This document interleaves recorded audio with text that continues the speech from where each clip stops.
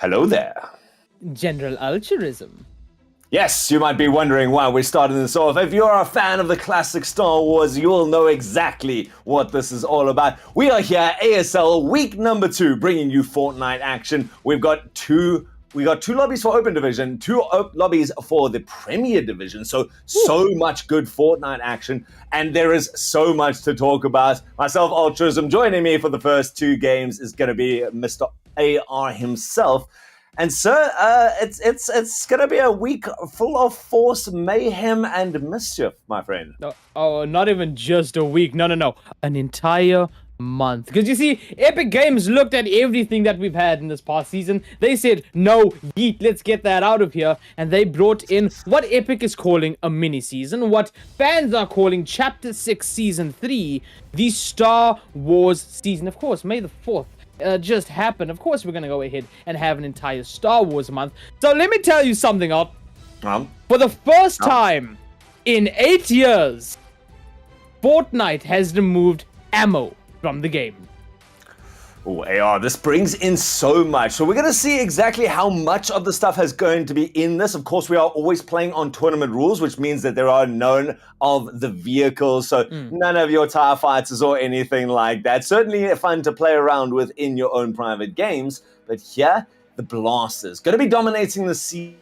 And like AR says, all based around energy buildup. So we're going to take away, basically there's still a variety of different guns if you guys haven't played this yet. Of course, most of you, and we definitely know the students, have been training hard to adapt to the new season. But for everyone else, this ammo, it's gone. There's no worrying about running out of ammo. What you got to be worried about is running out of your charge, your heat buildup, as you're hitting the middle of a fight. And I mean, it also changes AR how you approach build battles, because if you're going to chew through all your ammo just poking through someone else's builds and then run out so you can't finish the kill, that could turn the tide.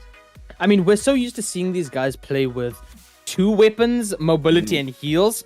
Now you got to think about it, right? Now it's not a quick little reload. It's not just pressing R. It's not just holding X on the control. And now you have to go ahead, put that gun away, or give it that 5 seconds to go ahead and cool off completely. It's going to change the game within this. Along with these blasters, and we're going to talk about everything that's been added into the game. We might not see everything in here. We sort of do this every single patch. We talk about everything that they've brought in, and not just the things we'll be seeing. They've brought in, like I'll say, 2 new vehicles, the TIE Fighter and the X-Wing, to go ahead and roam around the map and destroy every single thing in your path. We probably won't be seeing that, considering that they are vehicles, but what we should be seeing is the mythics that are in here. The train still going around the map offers a mythic. The new POIs, where there are bosses. I believe it's Captain Phasma and Darth Vader. They drop their own mythics over there as well. And then, of course, scattered around the map, like we've seen before, Alt, the little holograms, the training areas that you go through after a short little animation to get yourself a lightsaber, and more importantly, get yourself the Force. The Force the forces that have been added. From Darth Vader, you can go ahead and throw the lightsaber only to return it to your hand. We've seen that before. I'll destroy builds and absolutely get a 1-up on players inside boxes. The Force Push, which has been changed just a little bit, but still goes ahead and pushes items with your opponent. And then the newly added Emperor Palpatine Unlimited Power, Force Lightning. I'm very excited to see this. I mean, what would a Star Wars season be without lightsabers right now? You talked about the Force Throw, which is basically the ability to throw your lightsaber, bring it back, and take people out while they think they're in cover. So even if you can chip through a little bit of damage, that's such a nice way to finish it off. We're going to be on the lookout for that. Force Push, I'm a little disappointed with AR. It used to cause fall damage. And what's the point of knocking someone off a massive height and then nothing happens to them? You're kind of just creating space for yourself. So you might see people just trying to use it to disengage a little bit. I'm very interested to see the lightning. I mean, that I think is probably the most powerful out of all of them. It's fun. It's fun. It's fun, right? It's fun. It's fun. It's fun. So the big one I'm also interested in, because guys, it's not just guns, it's not just forces, there is also, in my opinion, what could be one of the best potential game changers is this thermal imploder. A grenade that goes in and sucks everything around it, and it does massive damage to builds. So you pop that at the bottom of someone's build. But guys, that's it. We just love to give you a bit of a taste at the beginning of this. It all comes down ASL Fortnite action, 4 full lobbies. This is week 2 of 8 weeks. We are, of course, building up to the LAN that comes up at the end of July down in Cape Town. And everyone wants to get those qualification points. The second year in a row that we're going to get to see this LAN. These are all school kids. Remember that. When you get to see all the action, AR, it's tough to remember that these guys are like even primary school guys coming through and showing off. Yeah, no, I mean, 180 schools alone for term 1 signing up for ASL. This is the 4th year of ASL, the biggest turnout for ASL. I mean, Alt, what does that even say? I mean, back a couple of years ago, schools weren't really doing that much in esports. In these 4 years, we've pushed to the greatest of heights with ASL. And thank you to ACGL for that. Thank you to Ace and Nitro for making these games possible, for making all of these lands happening and stuff actually possible for all of these guys. Because it is going to go ahead and be stepping stones for these players that are so young, like you mentioned. And you mentioned that LAN. We went to that LAN last year out. We got to meet each other for the first time. We got to see these students meet their influencers for the first time as well. Yeah, I think that's a big part of why so many schools are really signing up for this. They got a taste last year. Even if they just didn't get to go to the LAN, they got to see the pictures, and it was the most amazing event. So we're going to be building this up for the next 6 weeks. But right now, all the action, as the focus of this lobby is going to be on kills and placements. These both get you points, and we have seen teams come through time after time being able to stack up. And I mean, already some starting action coming out and some distance shots being thrown out there. Everyone just wanting to prep it out. And we have seen teams AR. You obviously have to do all the long-term boring homework of building up your mats, building up your meds, etc. But we have seen guys from the first moment hunting for kills and just turning into these massive leads. I mean, yeah, the thing that I'm curious about is those teams that absolutely dominate, and I will have to rely on you for this information as well for that Premier Division, what the loadouts are going to be to go ahead and get those kills. Because now it's completely different. Now you're not just going to be, let's see, I want this assault rifle that has low bloom. I want this shotgun that deals 112 damage up close. Cool, this is what I got. Now you got to be thinking, hey, what do I need to switch between? What am I going to use to break down these builds? What am I going to use for these close quarters? I will say there's a couple of weapons that are a little broken right now as the NPC Vader looking to go ahead and forcefully take out a player right early on at the new POI, and so menacing seeing Darth Vader walk at you with that lightsaber. But here's early action. We can see not only the force from Vader being used, but also that shotgun being a laser blaster shotgun. It's dealing the damage. Unfortunately, gets taken out of there. We do apologize. There is a sort of a HUD little thing going on right now, trying to fix that out in the background as well. But back to the weapons. The SMGs, they fire really fast and have very good bloom on it. You can pretty much spray down a person. The pistols, which we see on the ground right there, purple variant, it does so much damage, and I think it's a must-have for these players. And then there's the 2 shotguns. One's sort of like a scatter, like a tactical shotgun almost. The other one's more of a pump shotgun. So depending on the playstyles of these guys, either one can go ahead and be devastating. There are, of course, like the LMG style guns as well. There's a scope in assault rifle. A lot of different things for these guys to utilize. But the biggest thing still is that there is no ammo, as Darth Vader does go down for a second over there. Oh, man. And right now, just taking out some stormtroopers that these players don't miss. And that's a big part of it. That was the CBK side that we were looking in for a second. And it's no surprise to see them hunting down these bosses that are scattered around the map. I mean, that's the way you can get lightsabers. It's the only way you can get lightsabers. You have to earn your place on the council here. And these guys were going for it nice and early. Of course, they've put in the homework.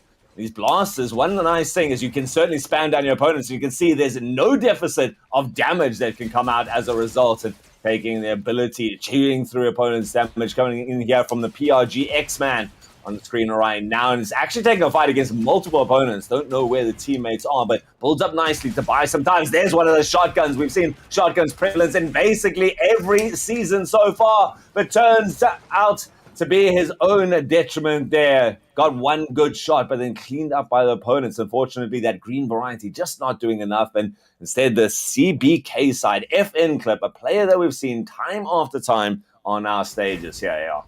Yeah, I mean, it's so good to see these names that we are always seeing. And of course, this is the open. This is the final shot for a lot of these guys to get into that LAN as well that's happening. And you know, you got to play your best over here right now. And when a whole new season drops very, very soon, and you got to go ahead and learn this game very, very quickly. As we see, this is the SMG that's in hand right now. And there's those thermo grenades, that little imploder grenade. And fortunately, it doesn't actually go ahead and hit and target. But you can see the effect that it actually does. It sucks everything in and then goes ahead and just does this massive explosion. And you mentioned something when you read about it, Alt, is that it can go ahead and pull in items, and in certain cases, pull in builds as well, perhaps. Builds is going to be a big part of this thing, but I also like it's not just an anti-build weapon. Oh, this is a difficult position here for Dinks Liz. We just see them building frantically up there as their opponents try and force the fight. Manages to get into that cover and now can turn that attention around the other way. The teammates have arrived and they manage to come out victorious. Really well played. Love that bit of patience forced out there. Getting back to that grenade though. What I love is, yes, you can destroy builds, and it's a great way that we've seen people do that. Take someone by surprise, just knock out everything from below them. You could pull people off the edge if you're a little bit luckier. But one of the big things about grenades, AR, in every game, you see a grenade coming towards you, you tend to run away from it. You can't in this case. If it lands too close to you as you try and escape, or if you're caught in the corner of a build, it's going to suck you into the center and guarantee that massive burst of damage. Yeah, I mean, absolutely. And especially for that end game that we keep on seeing. Like, end game always seems to have, like 6 teams in it. Especially, like, when we get into that premiere later on as well. It's going to be very, very useful. And another point in that, maybe that's also a good point to get the force push in that end zones when the zone's dealing 10 damage a second. Instead of just making that distance out, let's just push all of our opponents into the storm, let them take a bunch of damage, and hopefully eliminate them by storm damage. Does that work through builds? I'm interested. That's a good question, and you know, we're not going to say anything yet for all of you lovely viewers. We'll let you go ahead and hope and pray that these guys manage to go for that lightsabers and for that for that force abilities as well. TBK trying to loot up a little bit more over here as they they've got decent inventory right now. We can see that LMG that we talked about in hand as well. Again, we apologize for this little HUD bug that has been happening every single time that a patch comes through. Something in spectator mode breaks, guys. At least this time we're not falling through the floor at this stage. The reason I ask AI if it goes through builds is because can you imagine in those end zones when you're separated by height differences and you're on the low ground, you're busy being peppered from the distance, and you can just knock someone up through their own builds and off the edge of a cliff or deep into the zone, like you say. If you can throw that through a build, I'm excited to see, because otherwise I do think it is the weakest of them right now. But we have yet to see anyone really claiming that, or at least putting it to use. Certainly certain teams trying to prioritize that. Everyone's going for their guns. And what's very interesting to me is we have seen all the way up to the pro division, AR, that people tend to go for the guns. They know what they like. They are so used to using it. Here it really changes it up. Every one of the classic guns is out. So these are all brand new weapons, and people might take a little bit of time to get used to it. I'm pretty sure the strategies are still going to be the same, but when it comes to that heat mechanic, what I would picture, and this is me theory crafting, right? This is me spitting ideas. You can disagree. I know Twitch chat will have their opinions, but you got to have something to chew through the builds and then the finish. So we're typically going to see our shotguns, but then I would not be surprised to see people running something like 2 assault rifles or an assault rifle and an SMG just to put that consistent damage and get long range chip through their opponent's shields. Yeah, no, absolutely. And there's that scoped assault rifle that we talked about as well. And there's that mythic variant on the train. Curious to see if anyone will go for mythics in our next game and in that premiere. It does that 30 damage. As we say, and the build's coming out very quick now. Knows that there's a little bit of blood in the water. The spray's coming through. And I mean, maybe the blasters, maybe it's not the stormtroopers that are inaccurate. Maybe it's the blasters itself. You can see sort of the recoil on that for a second, gets a little bit of damage, cracks that player, and now in pursuit. And I mean, you saw in the sky over there for a second, the Death Star up close and personal as now are down low from these balls, spraying these lasers everywhere. Went for that shotgun, did not hit it. And, caught on a little bit of a Harry Potter moment over here, caught under the stairs for just a second. And I will say, we were discussing this earlier, because it is tournament mode and we don't really see snipers that much, the marksman's in the game. This is the marksman in hand right now. And it does 128 to the head. That's always going to be just a game changer, a fight opener right there. You get one of those things, that's a go call for your team to just try and close the distance and shut out the fight. It's the best thing you can do. It's amazing. And we do see teams, all teams like to run someone who can just give that last little overwatch. And we see Copy from Urs Moritz coming out right now, tries to look for that initial angle, instead takes some damage as they try to get the distance a little bit closer. Here goes the shot, 66 to the body. That's already a good chunk and comes through. Accuracy, not a problem for this Stormtrooper from Schloop at this stage. And the opponents continue to try and exploit this head glitch. Doesn't work out to their detriment. They're now being surrounded by their opponents. Schloop decides to take up the aggressive angle. 2 players knocked down, decides to finish off the kills there and picks up all the inventory that they could have wanted to. This team, synergized in outfits, synergized in movements. An interesting thing to note over here as well, even though you may pick up a lightsaber off of someone that you killed, that we see over there on the ground right now, you will not get the force ability with it. That's an important thing to note. You will only have the lightsaber. So even though that's Darth Vader's lightsaber right there, you're not going to go ahead and be able to yeet it at your opponents and call it back through their bullets. You just have something to swing around, manage to block some bullets, and go ahead and look cool at any Comic-Con conventions. I like that. I think it's fitting. We grant you a position on the council, but we don't give you the rank of master. That's fair. You were not trained in the ways of the Force, and therefore you do not get to use them. That being said, we have seen melee weapons come out in a couple of seasons. Last season, we got to see the baseball bat that people were knocking people flying with, and a couple of people, they're caught in the zone now, going to be taking just a little bit of tick damage as we are still nice and early. But kills continue to abound. It's been a nice, frenetic opening to the match. Lots of kill points coming through them. Lots of people losing out on those ever so pivotal positional points. And the fighting continues right now. We jump in with Bora, who has to try and just edit out of their own builds. Try to get a nice angle. Does catch their opponent by surprise, but doesn't get a shot off before they get taken down themselves. It's all about starting the fight on your terms, and their opponents going to be the ones to be able to pick that up, leaving Darth Deathbridge, great name considering the season, now up on high, trying to outbuild their opponents right alongside near them. It doesn't come to their advantage, just a quick shotgun to the face. I mean, it's overwhelming, right? Just like all of these lasers flying past your head, hitting you, the sound of it alone. It's overwhelming. And then you look in the distance and you see there's a glint looking at you, and that's scary because now you've been playing ASL for a decent bit. You've been playing it for maybe, a year, 2 years? And you're not used to seeing that glint look back at you because we're not getting the snipers usually in here. But now there's that marksman, and that's a scary sight because it can do a lot of damage for that headshot. As CBK is going to go ahead, get their third back into this. Enough bolts to go ahead and protect against whatever forces may be thrown towards their direction. And they get that reboot off beautifully in Masked Meadows. That's great. They put pressure on their opponents, but didn't decide to try and take the fight, knowing that there was a trio against them. And we always talk about the numbers advantage. As we hit towards the end zones like this, you don't want to go into it a man down. So really nice bit of tempo control for the CBK side to be able to get everyone back up. Of course, their third going to be a little bit understocked in terms of what they've got in their inventory, but they're still pretty confident. What do you spawn in when you get rebooted now? Because usually you just have a pistol, right? Do you think it's a Grey Blaster? I've never seen a Grey Blaster on the map. That's why I'm curious about it. Rarest weapon in the game, guys. The Grey for Blaster. real. The legendary Grey Blaster, ladies and gentlemen, signed by Darth Vader himself. Oh my goodness, they need to add that. And it's not out of the realms of possibility for Fortnite, but I'm sure they're going to share the love.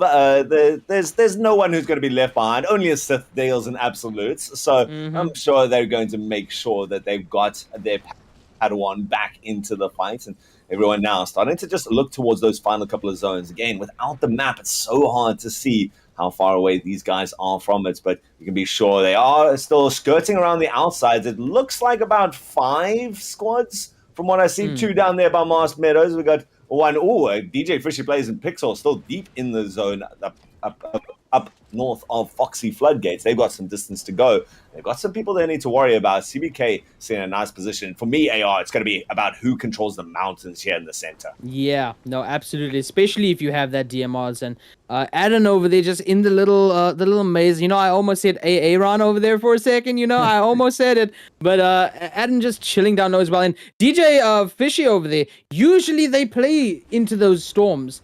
Over the past couple of weeks, we've seen them just chill in the storm, and you know, it looks like they're doing it again. Of course, placements do count for that points as well as the eliminations, so maybe a little bit of a strategy that they're doing every single week. Remember, we do this 3 times a week, ladies and gentlemen: Tuesdays, Wednesdays, and Thursdays for ASL.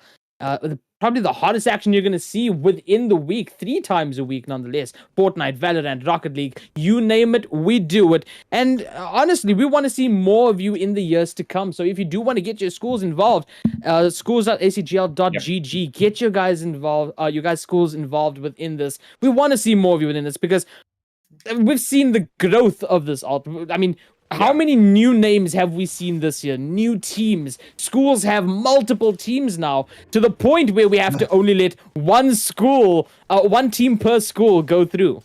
Yeah, and that's what you got to do. We've seen how impactful having competitive experience is. The guys who have been here for a couple of years stand head and shoulders above their opponents, and that comes because they've learned the lessons. They've taken these battles, and they've had their taste of defeat here or there. But when you come in, and especially if you can get in young. So if anyone is interested in getting involved, you don't know how to do it, reach out to myself or anyone from the ACGL crew. We will help you and your teachers get involved in the ASL for next year.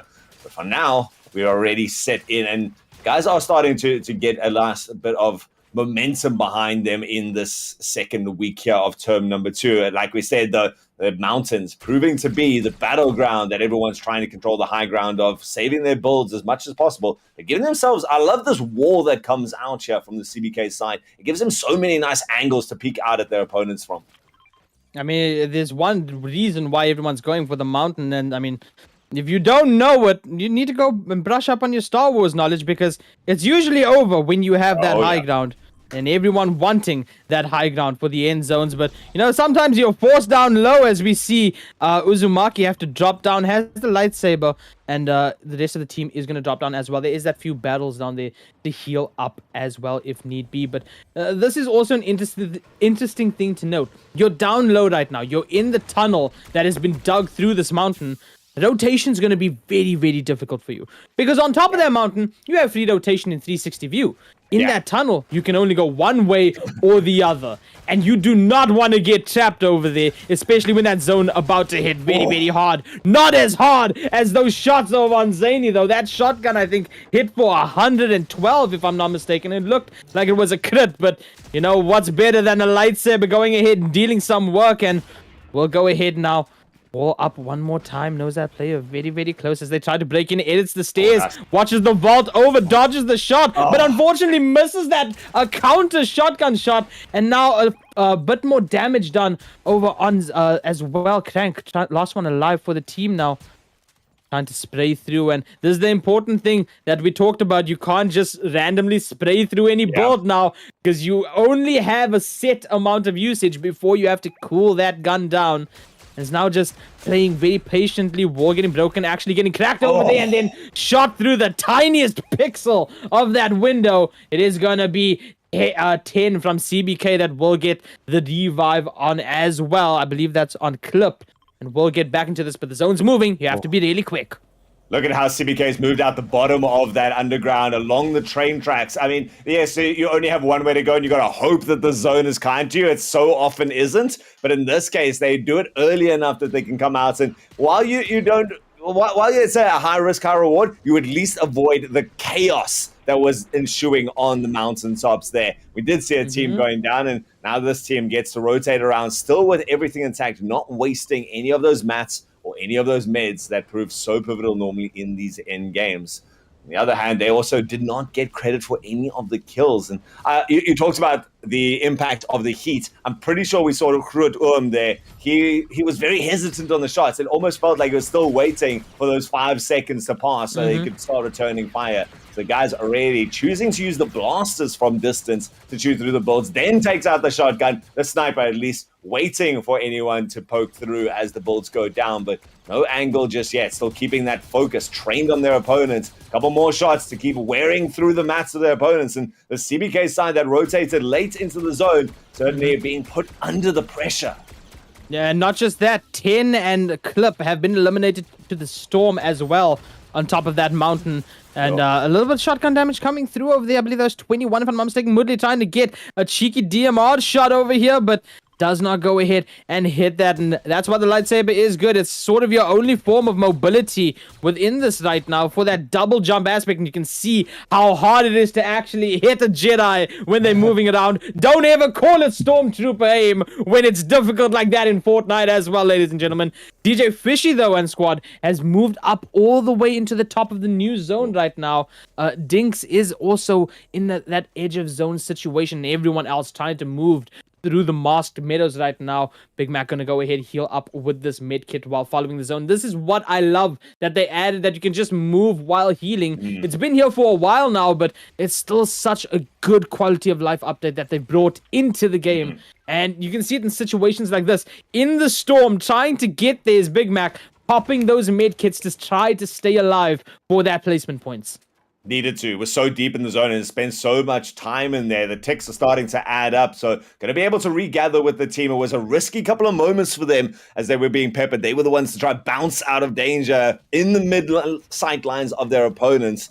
They did manage to keep all three intact, so that's a nice way to go through. Make sure that they're stocked up on everything that they need. We go towards the final couple of zones right now. It's about 4 teams. Dinks, the last one left alone, just going for those placement points. Does not want to take the fight against these 3. They seem to have spotted out poor Dinks, looking for the shots. No, just quiet. That Jurassic Park mentality coming out. If I don't move, they can't see me. And actually going to get gifted with a beauty of a zone to rush back in there.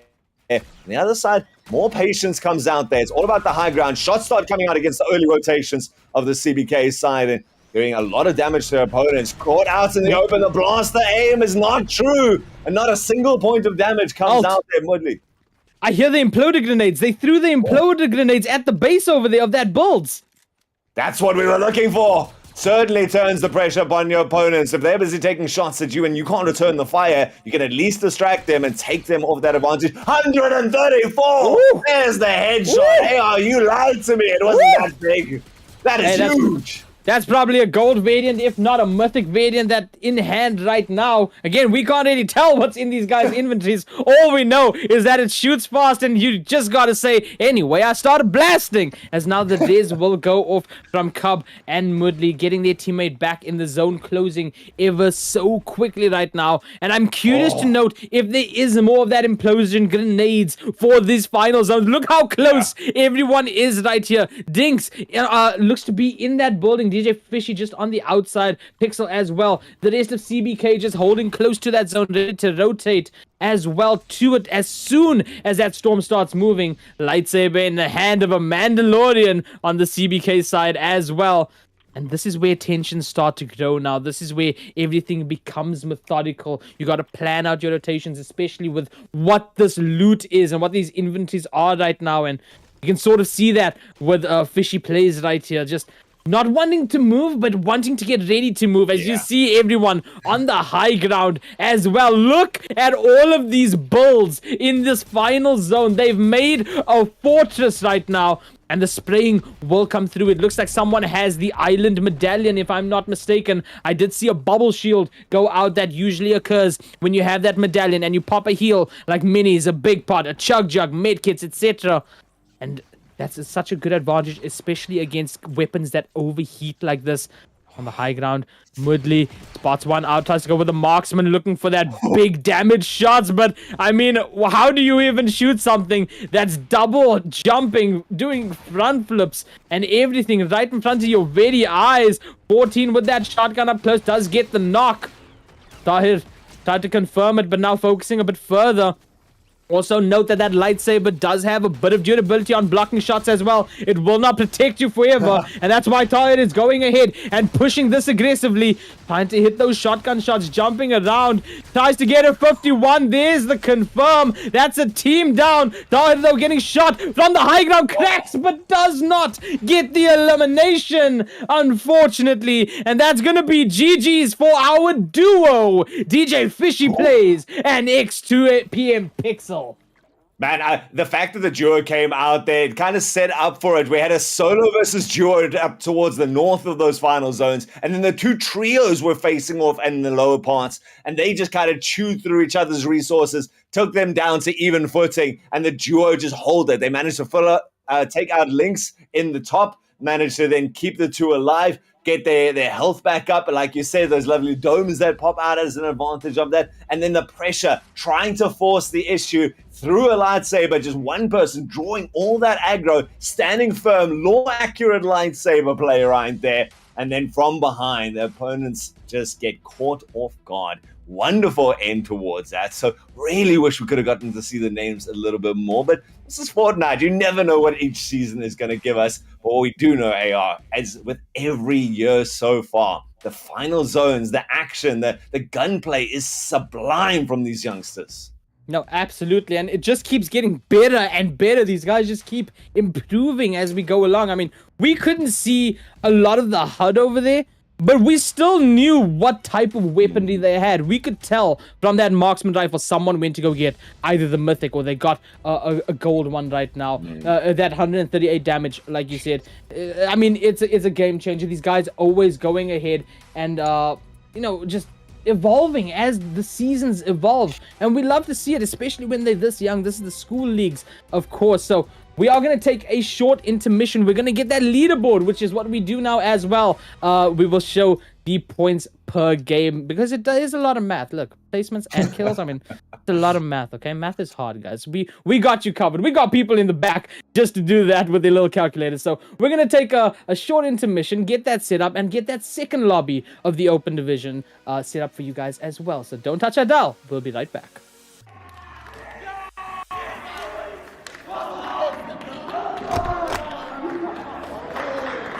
Hi, my name is Sander Esterhuizen. My naam is Christian. My name is Richard André. We are from Gauteng, Johannesburg, Hoërskool Die Anker.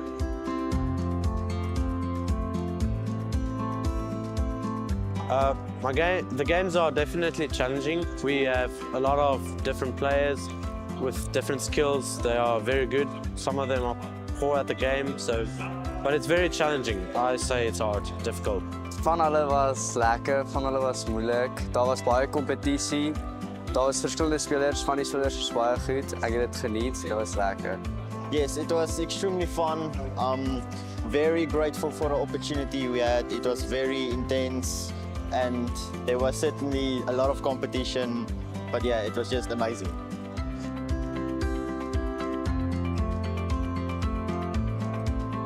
Yes, this is our first LAN experience ever, so we are extremely grateful for the opportunity. Yes, this is me and my team's first LAN experience ever, and it's quite different, very different. A lot of people around us can hear what they are communicating to the teammates, and it's definitely more pressure than at home. We're comfortable. Ja, dit is my eerste LAN experience. Dit is baie anderste, baie groter. Ek het dit nie verwag nie. Die mense is nice, almal. You can feel the environment. I mean, the people are very nice in it, but you can feel it's not the same at home, like on your own setup. Everything just feels like different, but it was good.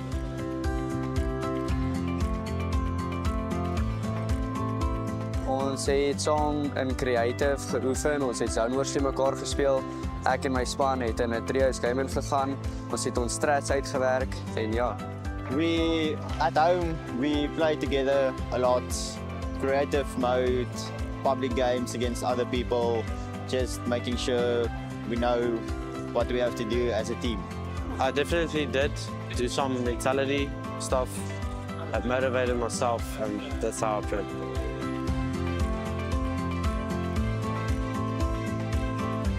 yes, we definitely gained a lot of experience from this, and next time when we come back, we will be better than ever and hopefully grab that first place trophy.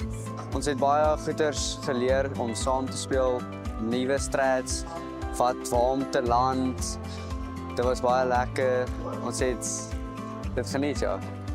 Yes, I learned that I doubted my opponents. I thought that I was this guy placing first, but no. Yeah, I learned that I should not be cocky, lower my ego, and definitely train harder, play more.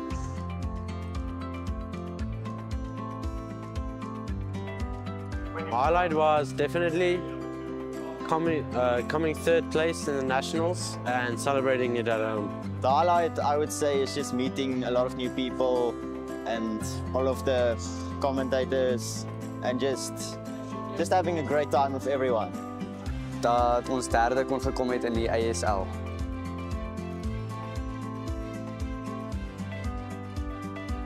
My hopes for AGC 25 is to see a lot more people joining the community, to meet new people, and just have a great experience together.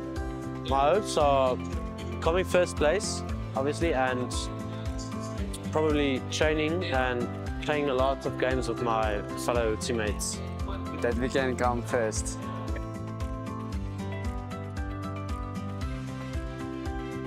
Thank you all for your support, and thank you to you all that doubted us. Sterkte daai kant. Almal kan dit doen as julle julle harte in dit sit. For my school, I would say we tried our best. We were extremely grateful. We were chosen for this opportunity, and we did our best. And next year, we will certainly come back and be on top.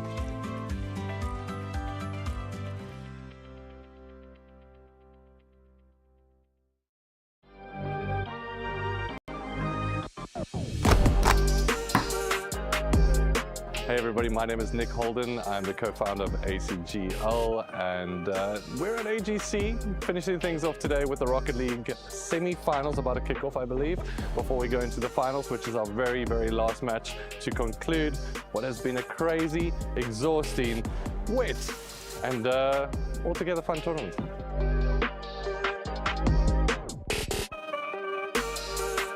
Ooh, that is a tough one, but there's a couple of things. So just being able to see some of the school learners in Rocket League as well as Fortnite, they were so excited to be able to see some of their heroes. That was very exciting, but also for them to be able to show some of their skills.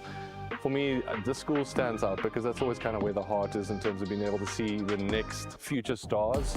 I gotta say, our graphic designer has been killing it in terms of some of the posters as well. It's been cool to be able to see that.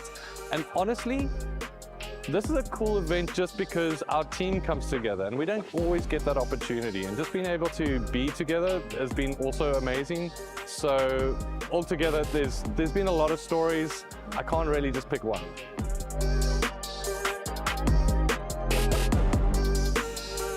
So yeah, I think AGC this year for us was just to be able to get things started. It is our first year, and I think one of the things we like to do from our side of ACGL is get moving sometimes too quickly in terms of what we want to be able to achieve. But I think the whole thing of what we want to do with AGC going forward is really have it as the flagship event.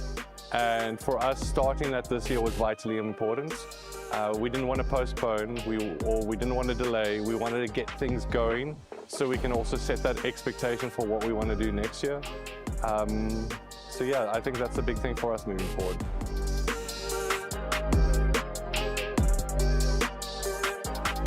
So when it comes down to putting together our first event, any first event, it doesn't have a precedent to be able to set itself on. ACGL we are, and we are here. I'm sorry, I'm sorry. I apologize. It's not what you wanted me to do, but I did it either way, okay? You could not stop me. That was either a really bad Yoda or a really good Marge. You take whichever one you want, okay? Homer's proud of that one either way, but welcome back to ASL. We just got done with the first game of the Open Division. And now it's time for the sequel. I'm AR. Joining me is the host for today, Ultradism. And we got a lot more Fortnite action coming after this, as well as we hop into the Premier Division after this next game. But we got done with that first match out. It was a little bit hectic to watch here and there. We did have a little bit of a HUD glitch going on, but we still managed to see some great action. It was fantastic to see everyone going through, adapting to the new season as they always do, so quickly and with aplomb, being able to utilize those blasters mostly effectively. A couple of shots just being stray there, but we did see that there were a couple of really nice shots that came out there. 134 to the dome of the opponents, some really long-range duels coming out there. People balancing the heat buildup of their weapons with their ability to still chew through the builds of their opponents, and that grenade that comes through pulls everything together and unleashes havoc right now. And we see all of these guys trying to make their way to AGC midway through July coming up in Cape Town right now. But there is only a certain number of slots, AR. And when it comes to the Fortnite, do or do not, there is no try. You have to make it if you want to be on that biggest stage. But let's go to the leaderboards. We do have an update on the scores to see who came out as our top squads from the first lobby of the day. And Delta Park coming through there, doing so well to get up there. And a big shout out to Brackenfell Knights for managing to take both third and fourth spot. These are guys who are in primary school. I love to see it. And then a shout out to Hillcrest High School, actually. Our one of our local teams right now, and guys who are putting a lot of effort in there. So really nice to see some new names making their name, and of course Red Line Racing taking up spot number 2. Yeah, absolutely. And I mean, I love to see that duo winning in a trios tournament going on as well. We talk about the numbers advantage all the time, and I think this is the second time that they as a duo have walked away with the first victory royale of the day as well. For this term, at least, I should say. You absolutely love to see it. But that was game number 1, and we still have another one coming up. Plus that Premier division that I mentioned a little bit earlier as well. Now, Alt, we got to see a lot of the weaponry in their first time action. Since the update, we got to see those thermal grenades, how it actually is used. I mean, you got to see the marksman rifles in here now, which I think I love the most, because that gives that range for battles. Usually we're seeing people run in with that assault rifle up close. They take the wall, they shotgun. They do all that good stuff. Now we go ahead and see that the marksman is put in here. Now we can sit on that mountain and actually put pressure on those players down low, on the builds across from us on the mountain. I love that. I love the long range fights that's in here right now. Things are changing consistently in Fortnite. What do you want to see in this second game right now? I like what you say about it's almost, it feels like a return back to old Fortnite. I love seeing, one person with a sniper just providing that overwatch, that cover fire for their opponents. We've seen so many seasons dominated by the close range engagements. I really want to see something about the Force. We've got 3 different Force powers, and we didn't get to see anything in lobby number 1. The big one, of course, for me is going to be that Force Lightning, the Palpatine unlimited power right there. Force Push could be interesting, cute. I want to see that popped out in a certain way if that's all you can get. And then the lightsaber throw. But we talked about it earlier. It's almost very difficult to assure that you can get to the final zones with that. You have to go and defeat a boss. You have to earn the right to use the Force. Even picking up someone else's lightsaber, not a way to unlock that power. So we're going to have to see this. And these teams, again, we hope that the HUD glitch is now fixed for this second one. We'll see as we go into this and we get more, but wasting no more time. Our second lobby of the day, and we jump in, of course, with the battle bus for the open division. We're going to have 2 more lobbies after this, so do not disappear after this. But the same teams return once more. They've got a shot towards their opponents, and thankfully, with this HUD glitch, we don't have to know how many teams are in here, because as in the wise words of Han Solo, never tell me the odds. Maybe it was added on purpose, if that's the point. Who knows? There's so many crossovers happening in Fortnite. Maybe they said, hey, let's just put every reference in for this season as we go along. But hopefully we'll go ahead and get that fixed mid game. But everyone trying to find their way. Hey, we saw it for a second. And it's gone again. There we go. Hey, okay. 14 squads, 38 players. That's good enough. And hopefully now we can get to see the inventories, AR, because those were getting stacked by the end of it. We saw mythical varieties without even realizing it. I got teased for a bit there by the HUD disappearing this a second time, so I don't trust it anymore. It's a trap. It's a trap. It's too dangerous to be whatever. No, it's fine. We hop in with Uzumaki landing at Vader's Samurai Solitude right now, and that is the Scopin assault rifle that we see in inventory right now. Bush bombs, interestingly enough, are back, and there's those thermo grenades as well, and the pistol. The pistol is probably my favorite blaster that's in here right now, as Darth Vader says, "You get over here, boy. I'm gonna hit you with this lightsaber right here." And I mean, it's so fun to actually battle Vader himself, just blocking every single shot, and then takes a knee afterwards, gets right back up and says, "Hey, you want my lightsaber? Let me train you myself. I will teach you the darkness itself of the Sith." And, you know, the island always changing. Not much changes this time around. Only 4 new POIs within this, and we see DBK is going to go ahead and get that lightsaber. What a cool animation, am I right, Alt? Oh, and the fact that he has the Mandalorian skin on it right now, Grogu is sitting there beaming, I can imagine. So I love that entire cinematic. The fact that it had the Star Wars swipe on it, they have put so much effort into it. But right now, they've got themselves, again, it's these youngsters and their ability to train, to come in with a designated plan. We are hitting Samurai. We are going for Darth Vader. We are getting that lightsaber, that red lightsaber. And now they can start making their way across the field. And a team that, again, we've seen a couple of times. That was our CBK side. They was in top 4. I don't know exactly where they came towards the end of it, but they got their top 4 position. And so they're going to be looking to, again, go through. Zany, Crank, and Ruben are the ones who got taken out a little earlier than they would have wanted to, considering they had such a nice advantage, and going to be looking to make up for that with some extra points. I mean, players still loving Crime City as well, even though all the vaults have disappeared from here. And I mean, through the window, Zany, you didn't have to do him like that. And he goes ahead and confirms the elimination as well. There's those thermo nades going ahead, and we got to see it in action. Does a lot of damage to builds, actually, Alt. That's a lot of damage right there.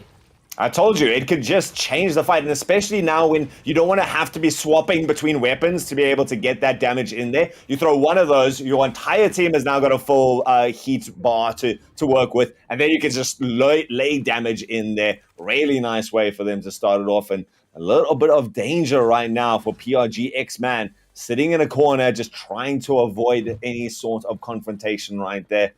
We'll see if he can get out of this dangerous position. Got 2 nice weapons sitting there, both of them close range, so does not want to try and take any damage, or at least any fight out in the open, and certainly in the position to still get that reboot card and get their teammate back into it on the fly. Would love that. I mean, absolutely. Still early game right here. You don't want to be left in that position, but there is also that thing right now where I believe you can go up to a reboot van, and using your gold, you can go and just buy a reboot card from the reboot van itself if your teammates is too far away. So interesting to know that that's a change. Haven't seen it myself. I've only played solos of this new season, but that's very interesting to note as well. It makes it a little bit easier to go ahead and bring your team back into the fray.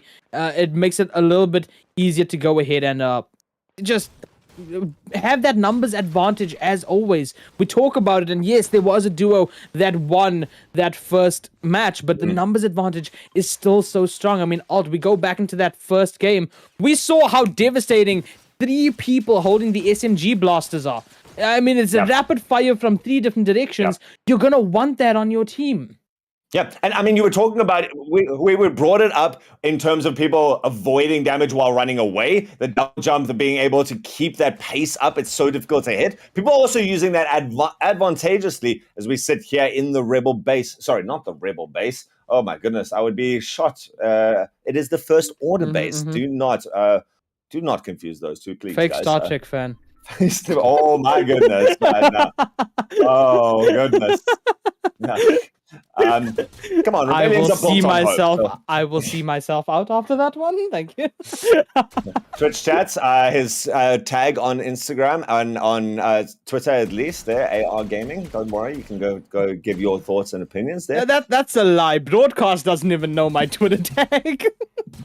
Sits in anonymity right now, but talking about sitting in anonymity, shots from a distance here from the Riddler, taking shots where the opponent can't even see you, being able to at least hammer down, taking advantage of these bulls, static, looking for anyone to poke their head out, and systematically just working their way through, dealing with that heat. I really like that ability to not just spray down the builds and then have nothing left. Just go through it piece by piece, hoping to scare out their opponents. The West Side looking to be a haven for close range encounters, though, as a very full field, and X-Man in the middle of that certainly going to be hard pressed as we see Chris Unreal, the rest of the team. They're going to try and cover their retreat out. He threw a bush to make sure that he could just break that line of sight. I love that.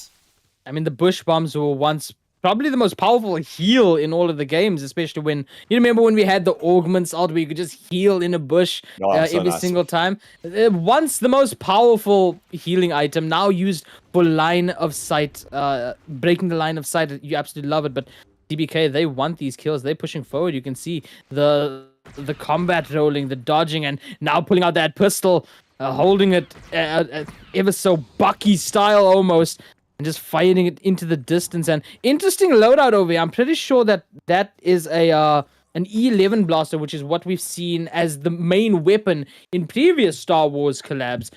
It's the SMG that sort of has the big bloom on it and makes it Stormtrooper aim. Interesting to see it in hand right now. One of our players, Uzumaki, I mean, has probably the best loadout that you're going to get. It's a pump shotgun and a DMR that does a ton of damage, pretty much setting up for up close or down range. And I mean, that's such a cool shot right there in the distance, just watching that. And then the beams coming out of Big Mac, looking to go in thirst. No, that's not a thirst. That's getting 2 knocks in the one clip of that before it even goes ahead and overheats. And now pushing in with the lightsaber, throws the lightsaber through. And now tries to go ahead, use those skills, use all that training to get the final elimination, and 80 damage right there, 150. And you are the chosen one, Engie.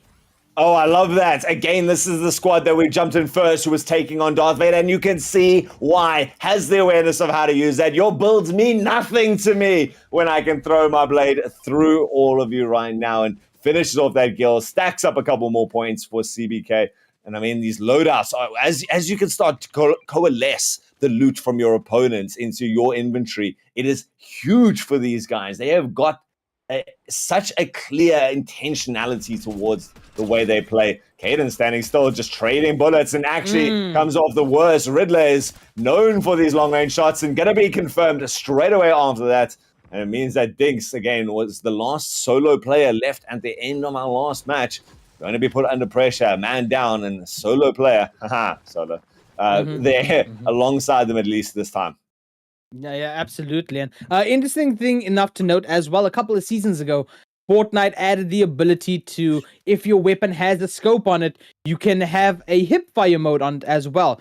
I'm curious to see what the DMR is in hipfire mode. If the crosshair bloom is way less, if the crosshair first hit accuracy is way faster, because that does a ton of damage. If you only need to carry a DMR and a shotgun, you're goated. You're set out for the rest of the game. That's a yeet moment right there. You don't need any spray weapon whatsoever if you have that hard-hitting firing of that DMR. So I'm wondering if that could be a meta of success. We're smart right now. We hop into their side, copy getting cracked, and a little bit of damage done to health as well. We'll need to go ahead, retreat, heal up again. And I mean, this is the thing that we talked about as well in the first game. Look how many weapons are in inventories right now. Yeah, you're busy cycling through them.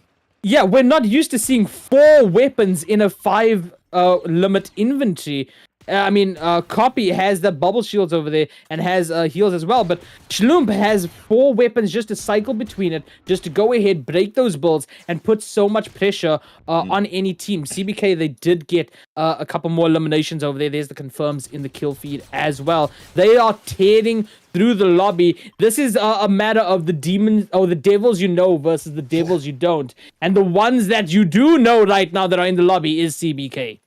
Yeah, I mean, they're making such a great attempt towards it. Here by Brutal Boxcars, there are so many teams clustered on the side of the mountain. Like you say, with having so many guns in your inventory, what's amazing is that there's so many long-range guns as well as the glint shines in the distance, and DJ Fishy Plays takes a cap. It was just luckily for him a body shot, so still going to be up and alive. But the team realizing that they have to rotate out right now, takes the jump pad into the air. With this many teams around, though, you have to be careful, just holding that steady just in case they do need to escape later. You don't want to go up into the air when your opponents are still keeping an eye on you. Want them to just be distracted.